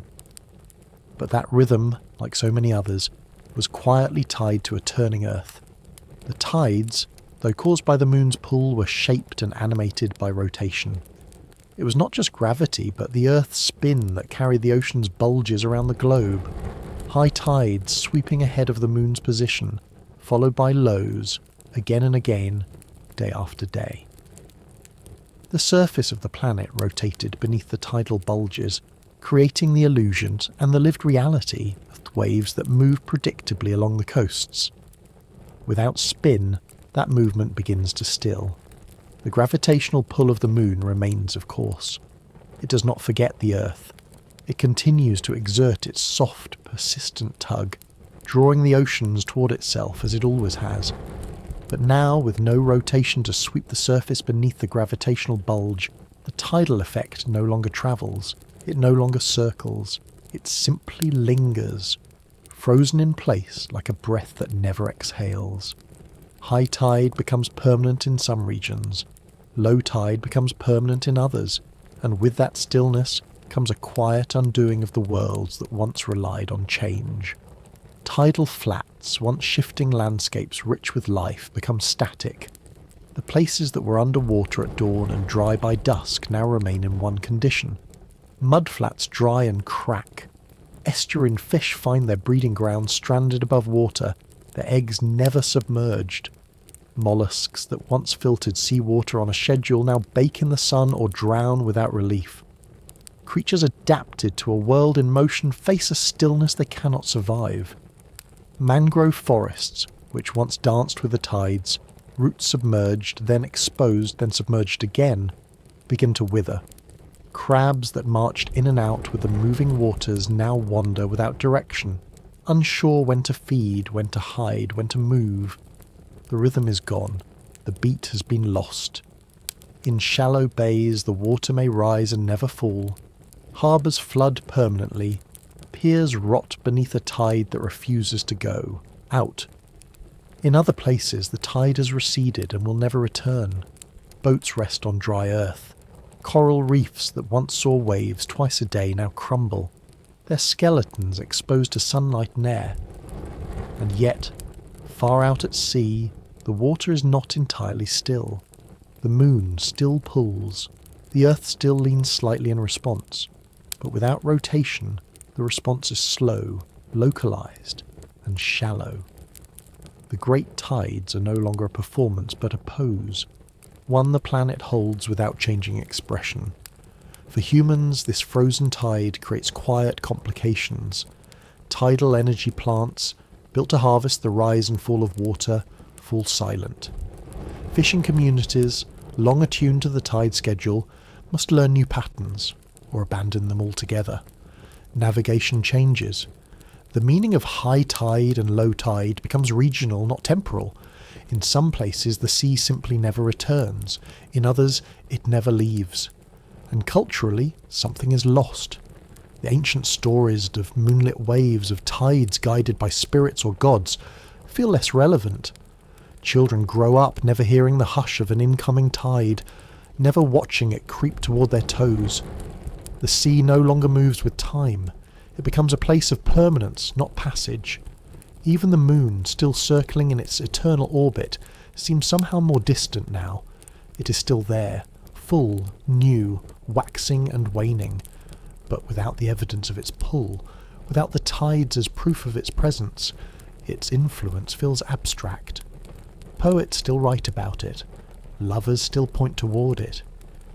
But the moon's rhythm no longer echoes through the ocean. It is a melody remembered, not heard. In the wake of these changes, ecosystems along the shore adapt, or, vanish. Some species retreat farther inland, following rising waters toward newly formed coastlines at the poles. Others push outward into deeper seas, abandoning the shorelines that once gave them life. In some places, entirely new tidal ecologies begin to form, not based on motion, but on still gradients of depth and light. And yet, not everything is lost. In places where gravity, geography and water depth align just so, microtides still occur, tiny pulses of movement, measured in millimeters rather than meters. These subtle shifts become precious. Scientists track them obsessively. Farmers and fishers organise their routines around them. They are the heartbeat of a slower Earth. Artificial tides are created in some experimental bays, through mechanical pulsing, through dammed water released in cycles, through geothermal energy moving reservoirs in imitation of the moon, not to restore what was, but to give life a rhythm again. And in art and ritual, the tide finds a new home. People paint murals of waves frozen mid-crash. Musicians compose songs in slow oscillations, imitating the rise and fall that no longer arrives. Children splash in tide pools that never empty. Some communities build tidal clocks, sculptural fountains that fill and drain over hours, not to tell time, but to remember that once the sea moved. In the next session, we'll feel the pressure beneath our feet, where crusts no longer stretched evenly begin to strain, crack, and shift. But before we sink beneath the surface, linger a while at the shore. Watch the unmoving water. It hasn't left you, it has simply stopped walking. While the surface of the earth adjusts quietly to its stillness, seas moving toward the poles, tides settling into silence, cities redrawing their shorelines, deeper forces begin to awaken. For so long, the crust of the earth has been in a careful tension. Thin and brittle compared to the vast molten mantle beneath it, the crust is a mosaic of tectonic plates, floating on heat and pressure. Their movement has shaped continents, formed mountains, opened oceans, and created the long story of geology, all quietly driven, in part, by the gentle influence of Earth's rotation. But now the planet no longer spins. At first glance, that may seem irrelevant to the deep interior. After all, tectonic plates move because of mantle convection, driven by heat rising from Earth's core, not by the turning of the globe. And that's true. But the absence of spin changes the balance, it changes the stress, and over time, those changes reach the boundaries between plates, and then, deeper still, with no rotation to spread mass outward at the equator, the redistribution of weight begins to press unevenly on the crust. Some regions, long accustomed to a kind of centrifugal lift, now feel a subtle downward force. Others, particularly near the poles, experience upward pressure as ice melts and seas rise. These new stresses shift the delicate equilibrium between plates, applying pressure in unfamiliar directions. Tension builds. Fault lines that were once quiet begin to murmur, not explosively, not yet. But the earth begins to flex, like a sleeping animal adjusting its posture in the dark. Old rifts widen, subduction zones, those deep trenches where one plate slides beneath another, begin to strain as their balance tips. Mountain ranges built from millions of years of push and pull start to shift. Some grow steeper, others begin to crumble. Earthquakes follow, slow and deep at first, then more frequent. Not all at once, and not everywhere. The world does not split open like a wound, but the crust is restless. It is being asked to bear weight in new places, and it is responding the only way it knows how, with motion. Volcanoes begin to stir. Many of them have always been connected to tectonic boundaries, where magma finds its way upward through cracks and faults. But now, the redistribution of pressure opens new pathways. Chambers that were once sealed begin to swell.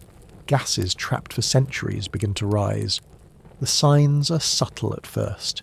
Heat where there was none, steam rising from soil, birds flying wide circles over familiar hills. In some places, entire volcanic fields begin to reawaken, not in cataclysm, but in sequence, a slow awakening of fire beneath the still sky. Lava flows across dry valleys. Ash drifts gently over regions newly settled near the poles.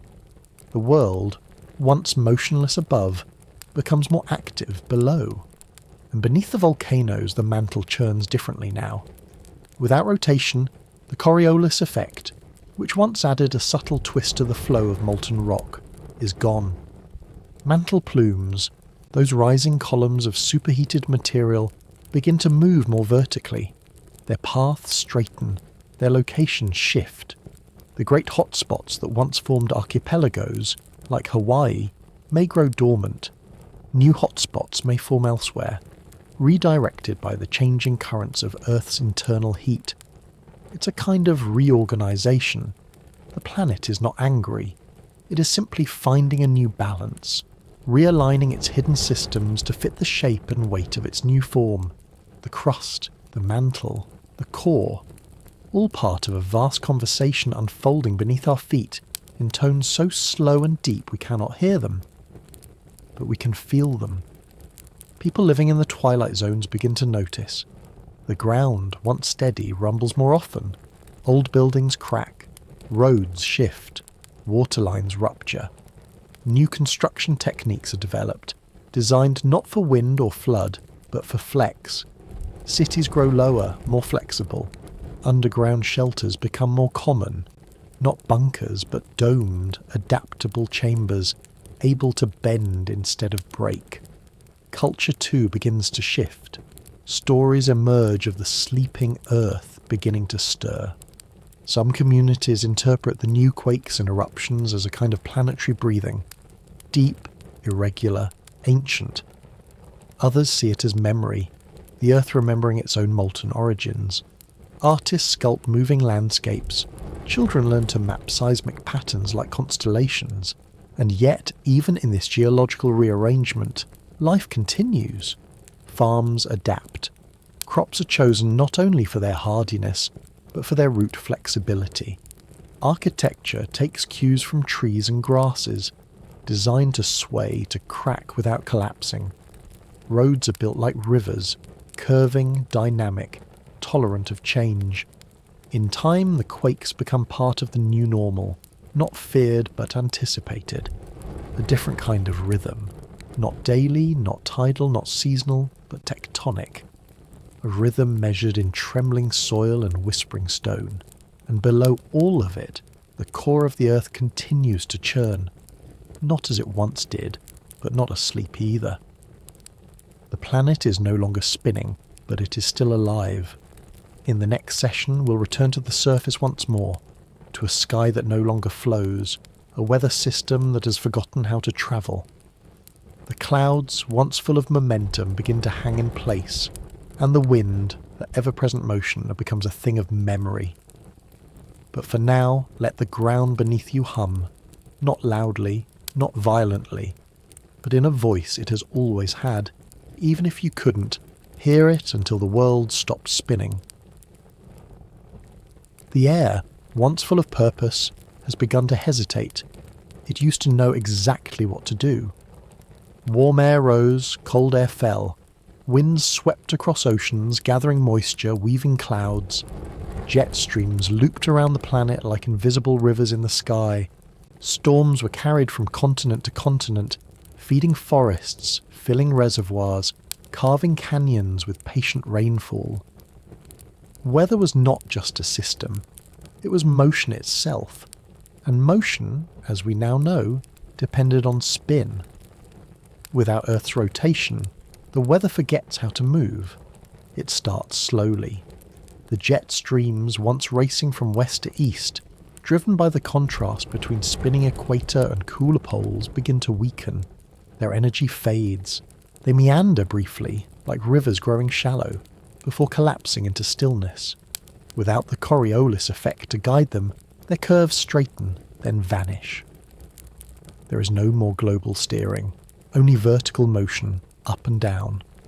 At first, this is difficult to notice. The clouds still gather. Rain still falls. But it doesn't go anywhere. Storm systems no longer travel. They no longer evolve into hurricanes or sweep across farmland in great arcs. Instead, they begin to anchor in place. A single low-pressure zone, born from warmth rising off a sunlit landmass, may remain above the same region for weeks. Rain falls not in patterns but in sheets, unrelenting, unvarying. What once would have been a passing thunderstorm becomes a permanent drizzle. What once would have been a 3-day flood becomes a new shallow sea. Elsewhere, in the dark half of the world, the stillness is even more profound. Without sunlight to stir the air, the atmosphere settles. It thickens. Cold air, dense and slow, hugs the surface, unmoving. Snow accumulates in layers not defined by storm systems, but by gravity and time. Fog drifts, but doesn't rise. Ice forms not in delicate frost, but in solid, creeping plates that extend across entire valleys. In the twilight belts, those slender rings of survival, the weather becomes a patchwork of small localized systems. Wind still exists here, but it is soft, inconsistent. Breezes flow gently downhill, following thermal shifts rather than global patterns. A gust may last minutes, then fall silent for hours. The air begins to feel heavy, thick with waiting. Some places become endlessly wet, not with storms, but with humidity that never escapes. Others dry out completely, as rising air never cools and condenses. Forests become jungles of steam. Grasslands become parched and brittle. Without circulating winds to share moisture and coolness, the microclimates become permanent. Ocean currents too lose their way. With no planetary spin to shape them, the great gyres, those spirals of warm and cold water that regulate weather across entire continents, begin to unravel. The Gulf Stream, which once delivered warmth from the tropics to northern Europe, slows and fades. The Pacific current systems fragment. Without motion, the sea becomes a patchwork of temperature. Warm where the sun strikes eternally, frigid where the darkness never lifts. These changes feed back into the atmosphere. Regions that once depended on ocean warmth for rain now find their skies dry. Other regions, once cooled by trade winds, now overheat. Climate zones do not shift, they stall. And the human response, once guided by forecasts and satellite models, must now become deeply local. Weather apps are no longer useful. The idea of a 5-day forecast becomes meaningless when the system above your head has not moved in 2 weeks. Farmers no longer check the barometer. Instead, they look at the clouds above their field, the same ones that have been there all season. Some communities begin naming their weather systems, not in the way storms were once named, by meteorologists on national television, but like neighbours. That grey wall of drizzle that has clung to the northern hills, that's the curtain. The slow, rising warmth that dries the soil every afternoon, that's the breath. People adapt. Houses are built to withstand not wind or hail, but persistence. Roofs must support the weight of weeks of snow or weeks of rain. Drainage systems are designed for storms that never leave. Windows are shaded permanently, not just from heat, but from the monotony of unchanging skies.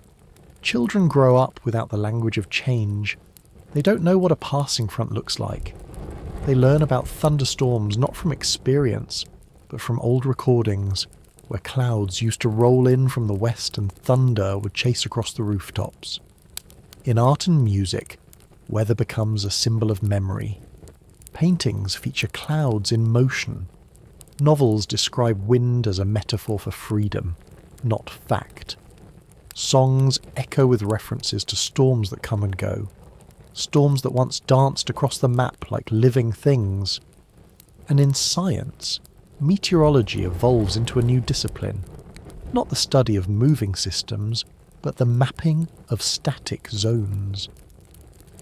A climate geographer might specialise in fixed air basins, tracking how temperature and moisture settle over landscapes that no longer feel the wind. Still, not all movement is lost. In the upper atmosphere, slow circulations persist. The Earth may be still, but the sun still heats it unevenly. Over time, those differences stir the air ever so slightly. These circulations are sluggish, not days, but months in duration.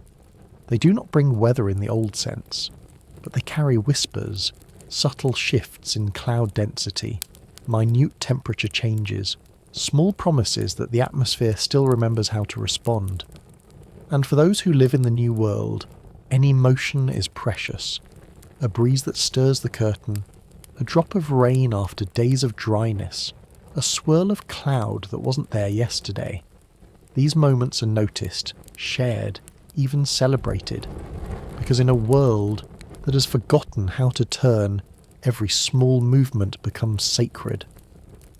In our next session, the final of this part, we'll return to humanity, to how people redefine time, build new rituals, and cling to rhythm when the sun no longer moves. But for now, let your thoughts rest in the soft air, where clouds have stopped their wandering and wind no longer knows where to go. When the Earth stopped spinning, it wasn't just nature that needed to adapt, it was us. We, who once measured everything by the sun's slow drift across the sky. We, whose cities grew beneath the arc of sunrise and sunset, whose agriculture danced to the rhythm of shifting seasons. We, who placed our clocks on towers and our calendars on the wall, believing time to be something we could draw in squares and grids. We too had to change, and in this new stillness, our homes began to move. Not in the way of great engines or racing wheels, not with speed or urgency, but with patience. A slow, deliberate drift, like a leaf following the light across a window pane.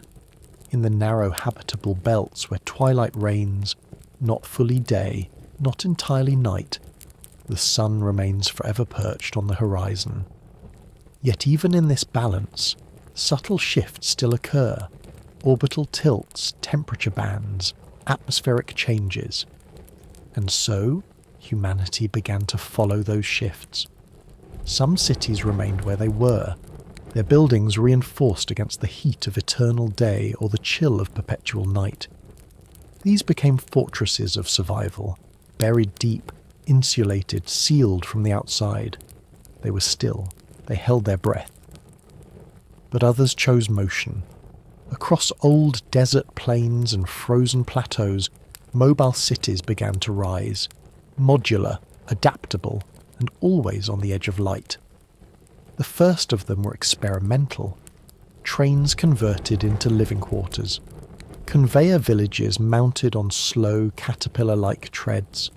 Long, snaking corridors of connected units that could, inch by inch, relocate as the livable zone crept forward or back. Later came the more elegant solutions, cities built on great circular rails that looped the planet's circumference. The cities moved slowly, always circling through the twilight. Each loop took weeks. There was no hurry. The purpose wasn't to outrun anything, but to remain, to stay within that fragile envelope where temperature, light and humidity allowed crops to grow and lungs to breathe. Between those cities, rotating farms stretched like ribbons of green across the dusk. These weren't vast monocultures or rigid plantations, but moving gardens, modular plots lit by filtered skylights, adjusted for sun angle, temperature controlled. Some rolled on wheels, others floated on tracks of magnetism or moved with solar-powered treads. Farmers didn't work in place anymore. They followed the fields, shelter belts, lines of dense vegetation, solar panels and windbreaks were planted in concentric arcs behind the cities. They marked where people had been, offering protection from drifting sand, encroaching cold or relentless wind. Over time they became monuments, lines on the land like brushstrokes, showing the path of human movement not with footprints, but with roots. And all along these paths, smaller communities followed. Some were fully nomadic, people living in collapsible shelters, walking the margins of the cities, tending to animals that still preferred to roam. Others settled for years at a time, only to lift their homes and move when the weather changed. They didn't see themselves as fleeing. They were simply aligned with a new kind of cycle, one shaped not by a rotating Earth, but by shifting zones of possibility. Infrastructure changed to match. Roads became rails. Rails became magnetic trails. Entire cities were designed from the start to be taken apart, moved and rebuilt. Nothing was permanent except the choice to adapt. Schools were taught in mobile classrooms. Hospitals were modular and packed with redundancy. Energy grids weren't fixed. They followed motion. Solar arrays that turned not just to track the sun's angle, but to migrate slowly with the people they powered. Culturally, this mobility gave rise to a new kind of architecture, not of permanence, but of grace in motion. Buildings curved like wind-blown sand. Materials were flexible, repairable, meant to be adjusted or carried. Aesthetics favoured lightness over grandeur, elegance over monument. Doors were rarely locked. Shelters were designed to be shared, disassembled, and passed along to new travellers when the old residents moved on. And yet, for all this movement, something deeply rooted emerged. Communities planted trees at every stop, slow-growing species that might one day become forests, or at least memories. They left behind painted stones, inscribed with dates, not on a calendar, but tied to moments. The spring of the first snowfall, the season of long winds, the month when the clouds parted. These markers became the new map, not of territory, but of experience. Technology helped guide the motion, but it didn't dominate it. AI systems tracked thermal zones, atmospheric conditions, and soil chemistry. Quiet satellites, still orbiting in slow paths, offered whispers of coming change. But decisions were not made by algorithms alone. People chose when to move, when to rest, when to stay just a little longer because the air still smelled like growing things. In the unmoving world, we learned to move differently. Not in haste, not in conquest, but with a rhythm. We moved like tides once did. Slow, inevitable, returning. Our cities were no longer fortresses, but caravans. Our roads weren't lines. They were loops, spirals, soft paths worn by familiarity. And in time, we stopped thinking of ourselves as displaced. We were not refugees of a spinning past. We were residents of the still world, and this was how life flowed, now. In the next session, we'll explore how time itself has changed, how calendars have dissolved and clocks have faded, replaced by something softer, more human, and less defined by the position of the sun. But for now, picture a city with no horizon ahead or behind, only twilight on all sides, and the slow, creaking motion of homes that follow the light. In the world before Stillness, time was a thing we wore on our wrists, printed on the corners of documents, lit up in digital numbers above kitchen stoves. It marched forward, precise and confident, a procession of seconds, minutes, and hours, all rooted in something physical. The rotation of the earth, the rising and setting of the sun, the reliable drift of shadow across the floor. But now, in a world where the sun no longer moves, time begins to blur. It does not vanish. People still rise, eat, speak, sleep, and dream. Hearts still beat. Seasons still trace their long orbit around the sun. But the scaffolding that once held our experience of time in place, the clock, the calendar, the reliable return of morning, no longer fits the world we live in. The first to notice are the timekeepers, the people whose jobs once revolved around managing moments. Meteorologists, broadcasters, school teachers, factory coordinators. They all find themselves reaching for something that no longer exists. The 6 o'clock news. in a city where the light has not changed in weeks. A school bell that rings at what used to be 9 a.m, even though the students no longer feel any rhythm in their arrival. Schedules begin to feel like echoes, sounds from a clock tower whose hands no longer move. Communities respond in different ways. Some try to preserve the old structure. Artificial lights are installed that dim and brighten on a strict 24-hour cycle. Digital clocks remain, synchronized by satellite and tradition. Cafes open at morning hours. Bedtimes are still encouraged for children. The shape of the day is preserved, like a painting of a sunrise, framed and hung above a bed that faces no window. But others abandon the framework altogether.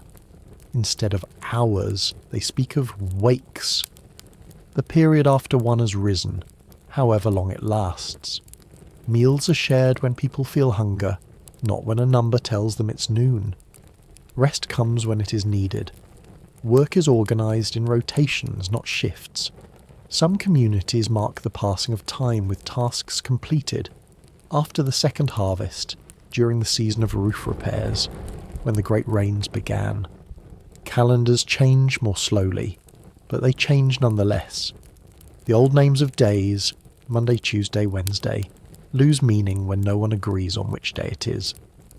In polar settlements, one community's Friday is another's Sunday, simply because they've set their clocks differently. Over time, those names are replaced. Days become named after local events, people, or natural signs. One village might mark Cloudbreak Day, the first time sunlight pierced the low clouds after a long stillness. Another might remember the week of the singing wind, when a rare breeze stirred the trees and brought pollen from the highlands. Months remain as a record of Earth's orbit around the sun, but they are felt less. With no equinoxes or solstices to observe, the boundaries between seasons soften. What was once spring becomes the warming.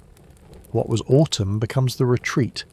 The calendar becomes poetic, less a tool for organisation, more a reflection of mood, memory and shared sensation. And in homes, the concept of time begins to adapt to the body. People begin to measure their lives by internal rhythms. How many breaths does it take to feel calm? How many pages of a book before sleep comes? How many heartbeats between one song and the next?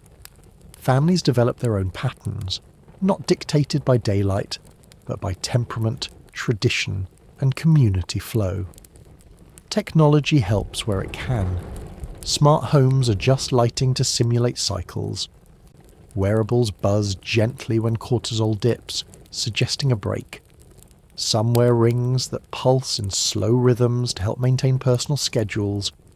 Others reject all devices, preferring to live by instinct, by weather, by the shape of the moon as seen from the last place it was visible. Children raised in this world grow up without asking the time. They ask what's happening. They ask what they feel like doing. Their education is no less structured, but the structure is woven into the story, not the schedule.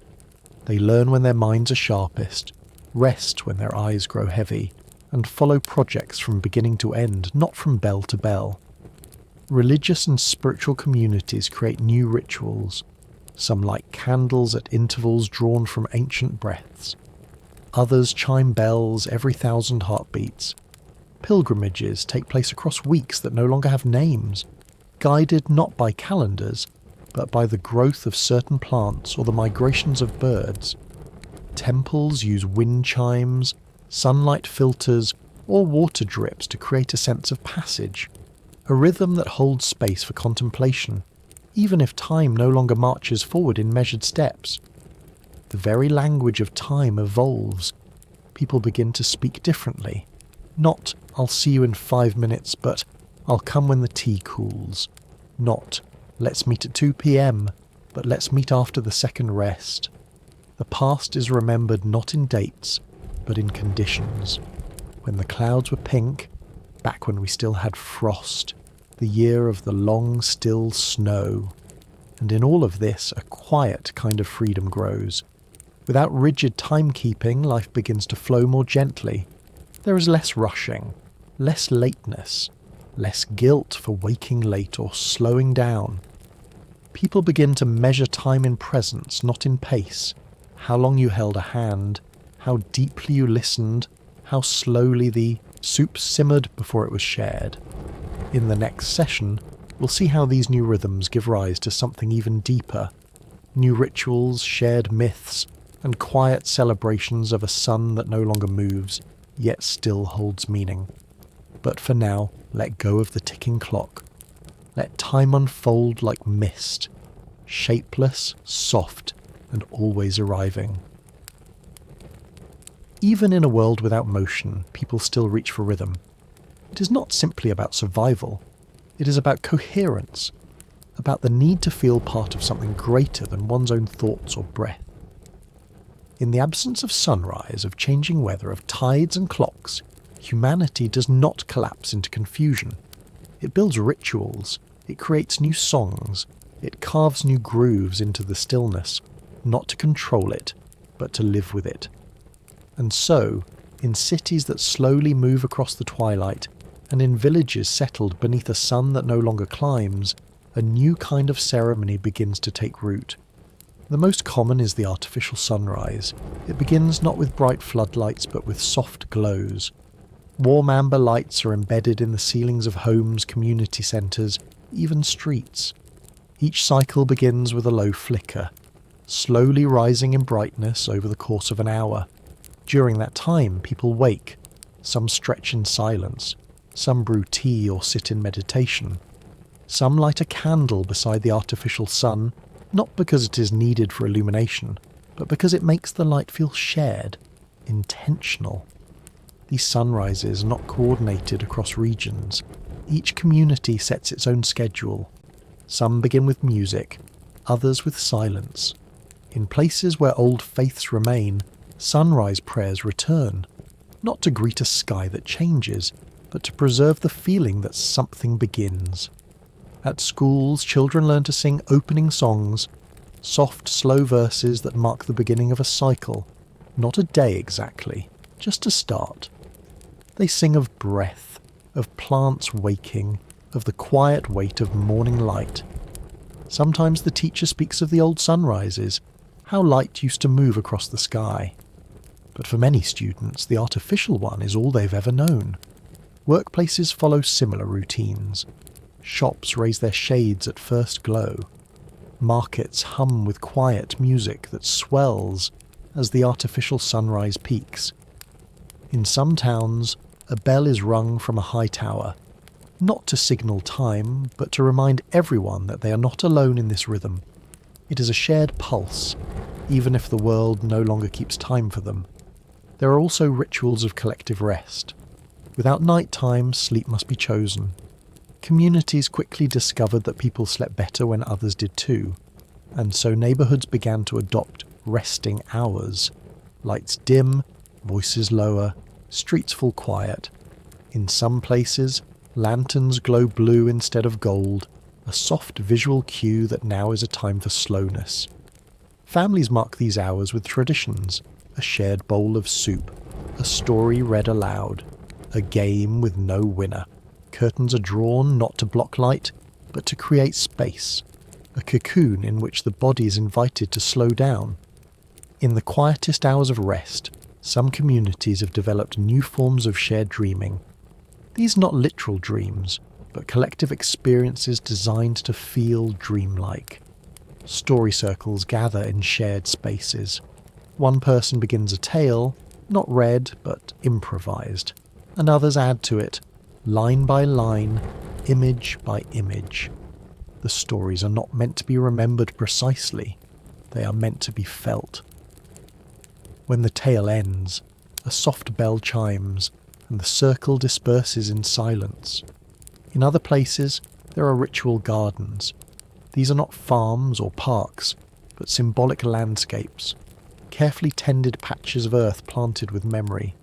Each plant in a ritual garden represents something, a season, a person, an event, a dream. When a child is born, a tree is planted. When someone dies, a stone is laid, inscribed not with a date, but with a phrase. She laughed when it rained. Or, he listened like water. Some gardens are arranged in spirals or concentric rings. Others are shaped like old clocks, with each hour marked by a plant that blooms or fades. People walk these gardens in silence, tracing paths of memory and motion. They do not rush. There is no reason to. And then there are the festivals. You might imagine a world without time to be joyless. But it is not. If anything, the stillness amplifies celebration. Without seasons to dictate when to gather, people choose their own cycles. They celebrate based on sensory cues. The first breeze in a still month, the return of a migrating bird, the bloom of a flower that only opens once every few years. During festivals, entire towns may be draped in fabric, gold for warmth, silver for reflection, blue for quiet joy. Meals are shared not on schedule, but in rhythm. When the stew is ready, when the tea is steeped, when the songs have been sung. There are no countdowns, no fireworks. Instead, there are sky lanterns released slowly, one by one, into a sky that never darkens. And sometimes, festivals honour the motion that once was. Dancers perform slow spirals, turning gently in place for hours, imitating the rotation of the earth. Children spin paper globes, not to learn geography, but to feel with their hands the idea of motion. Elders tell stories of the turning days, how the world once carried us forward without effort. The children listen, eyes wide, as though hearing a myth. These rituals, of light, of rest, of memory, do not replace time. They reimagine it, they soften it, fold it into experience, and carry it forward without pressure. They do not restore motion to the world, but they restore meaning to stillness. And in the next session, we'll meet the generations born into this stillness, children for whom motion is a story, and stillness is simply the way of things. But for now, rest in the quiet hum of these human rhythms, in the artificial sun that warms the room, in the stories shared before sleep. In the still world, these are the ways we keep moving, together. They have never seen the sun rise. For them, it does not begin its journey over hills or slip through the leaves of a waking tree. It does not climb. It does not set. It simply hangs, a constant golden eye in the sky, fixed at the horizon or tucked beyond it, depending on where they were born. These are the children of the still earth. They do not miss what they never knew. Their parents and the generations before them may carry echoes of rotation in their bodies, residual cravings for morning routines, nostalgic memories of seasons shifting like breath. But for the children, none of that has a place. Their sense of rhythm is tied not to movement, but to presence. Their clocks do not tick, they glow. Their days do not pass, they unfold. And in this stillness, they thrive in ways their ancestors never could have predicted. Raised among cities that drift across twilight, or born in rooted communities under constant sun or permanent night, these children grow up within the rituals shaped by their new world. Artificial dawns, collective rest, festivals of silence and memory. What was once adaptation is now tradition. What began as response is now culture.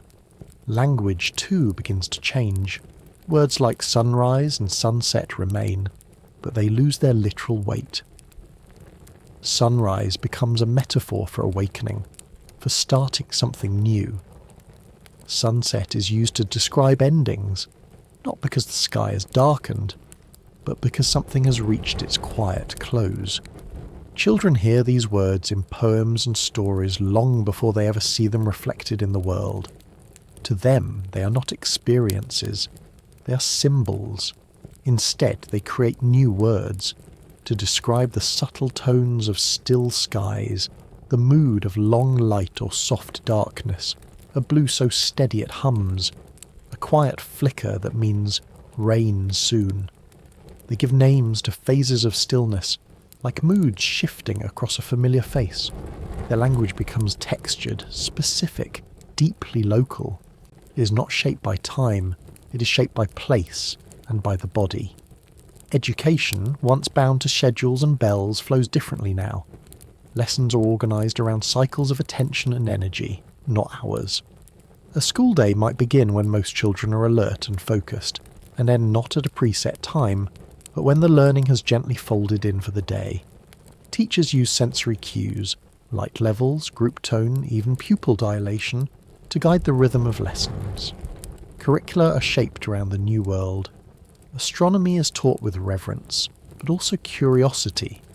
The rotation of planets explained not as current reality, but as a phenomenon of history and the stars.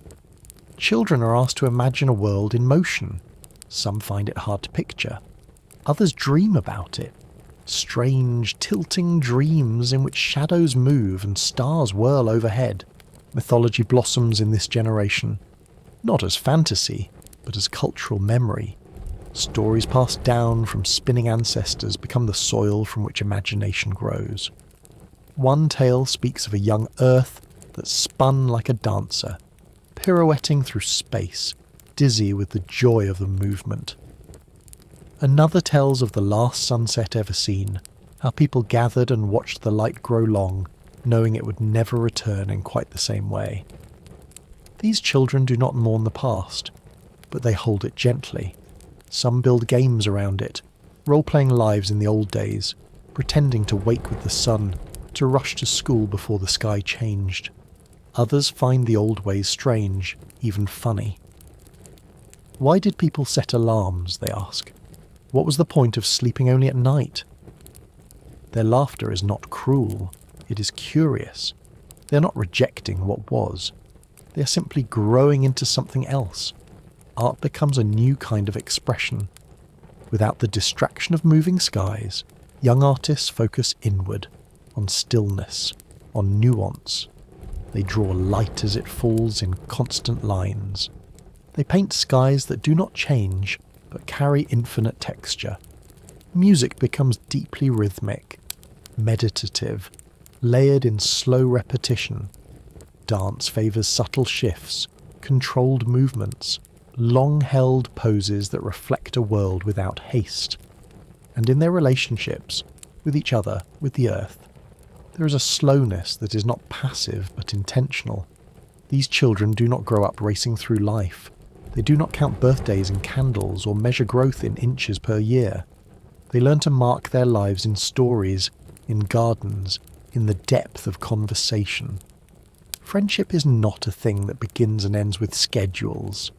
It simply is, like the sun above them, constant and warm. They have their own anxieties, of course. Every generation does. They worry about scarcity, about the fragility of biospheres, about the thinning of memory. But they also carry a kind of confidence, a sense that they belong to a world that, while unmoving, is still full of possibility. They know they are not restoring the past. They're writing the next chapter. Some dream of rotation returning. There are thinkers who study how it might one day be restarted. Vast engineering projects, propulsion systems buried deep in Earth's crust, planetary engines imagined in theory. But most treat such dreams not as blueprints, but as metaphors. The Earth may never spin again, but life moves. It grows, adapts, blossoms in stillness. And so, the children of the still Earth look forward, not with urgency, but with depth. They build not for speed, but for presence. They learn not to chase the sun, but to live within its quiet gaze. They are the first generation to live entirely in a world unanchored by motion, and yet they are anchored by culture, by care, by the steady rhythms of each other. In the next and final session, we will return once more to the wide view, to reflect on everything that has changed, everything that endures, and the beauty that lives not in movement, but in the soft persistence of life. But for now, rest in the sound of a story being passed from one generation to the next, a story that does not begin with once upon a time, but with here and still. In the beginning there was motion. The earth spun beneath us tirelessly, a silent engine turning days into nights and nights into days. We lived by that spin. We built stories around it. We called it time, called it home, called it the way things were. And when it stopped, in this imagined world we've wandered through, something ancient fell silent. But silence, as it turns out, is not the same as stillness. Even in a world that no longer turns, something stirs, something breathes, and perhaps more surprisingly, something listens. We followed oceans migrating to the poles, watched skies forget how to flow, seen forests wither and bloom at the edge of eternal dusk. We've drifted with cities that move not to conquer, but to remain. We've watched calendars crumble and then reform, softer, more human. We've heard children born into this new rhythm, laughing at clocks and painting still skies with meaning. And now we find ourselves here, not at a destination, but in a place of quiet understanding. The world is still, but it is not dead. It has changed. We have changed, and that change has its own heartbeat. It is the pulse of adaptation, not frantic, not desperate, but steady. Like the growth of a root in deep soil, like the rhythm of shared breath during sleep. It is not the pulse of a spinning planet, but of something more tender, the resilience of life itself. You might think a motionless earth would be a world drained of poetry, but instead it has become a place where poetry deepens. A single breeze in such a world becomes a story worth telling. A patch of sunlight falling at a slightly new angle after years of sameness becomes a festival. The rustle of leaves in an unexpected wind is no longer background. It is a miracle. We've discovered a different kind of time, one not measured in seconds, but in sensations. There is time in the way soup cools beside a resting hand, in the stretch of the spine after a long silence, in the slow unspooling of a shared memory that begins with, "Remember when the light shifted," and ends in a laugh. There is time in ritual, in the lighting of artificial dawns, in the singing of story circles, in the planting of trees whose roots may outlive us. There is time in grief that unfolds slowly, in joy that lingers without conclusion, in friendship that needs no schedule, and there is time in the earth itself, not in spin, but in the way it reshapes, reblooms, relearns. The mountains have not forgotten how to rise. The crust, though cracked, still rearranges itself. The oceans, though stilled in tide, still breathe against their edges. The air, though quiet, still carries pollen and song. Even the moon, now circling a partner who no longer turns, seems to hum with memory. It pulls gently, faithfully, shaping our seas not into motion, but into form. A reminder that relationship does not require speed, only presence. And above all this, the stars remain. They were always still, really, only appearing to move because we were. Now they teach us something else, how to find comfort in permanence, how to navigate without movement, how to marvel not at change, but at constancy. In this imagined world, humanity does not vanish. We do not drift into despair. We slow down. We step back. We begin to build things meant not to race forward, but to hold.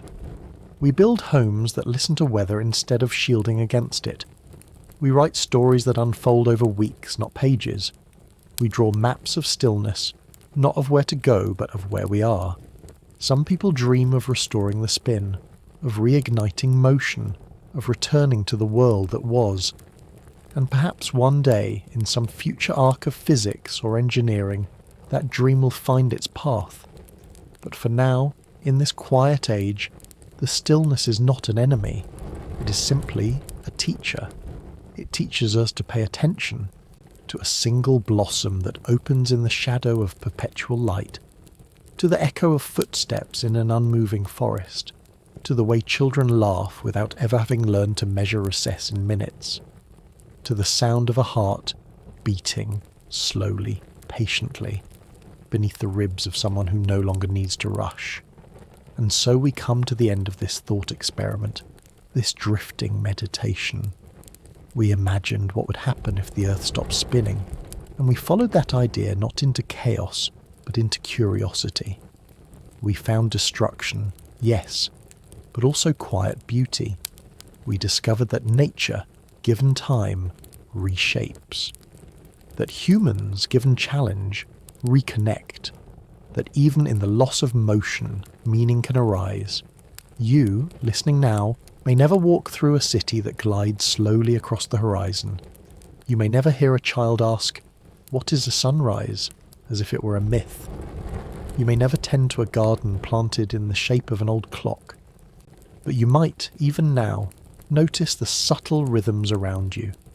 The way your breath sways when you're calm, the weight of sunlight at the edge of sleep, the softness in silence when it is chosen. Motion has always shaped our understanding of life, but stillness reveals something else. Not what moves, but what endures. Not what changes, but what remains. And in this final moment of our journey, perhaps that is enough. The earth may not spin, but hearts still do. They circle memories, they return to loved ones, they pulse with dreams, and that, in its own quiet way, is motion. And so, we've reached the end of tonight's quiet journey. A slow drift through skies that no longer move, oceans that whisper without tides, and cities that follow a memory of light. Perhaps your eyes are still open, or maybe they've already begun to close just a little. Either way, thank you for being here, for sharing this space, for letting your thoughts settle beside mine, for wandering gently through the stillness of what if. If you've enjoyed this slow unfolding, this quiet thought experiment wrapped in calm curiosity, I'd love if you'd consider subscribing. Only if it feels right for you. You're always welcome here, in this corner of the cosmos where knowledge comes with soft edges and wonder doesn't need to shout. As you drift now, whether into dreams or simply deeper thought, know that the world, even when imagined as motionless, still carries beauty. It breathes in its own way. It listens, and so do you. Let your thoughts rest like stones at the bottom of a clear lake. Let your breath move like the last tide beneath a frozen sky. And let sleep come to you not as escape, but as return to your own quiet rhythms. Wherever you are, whatever the hour on your side of the earth, spinning or still, I hope you feel safe, held, and gently curious. Sleep peacefully, friend.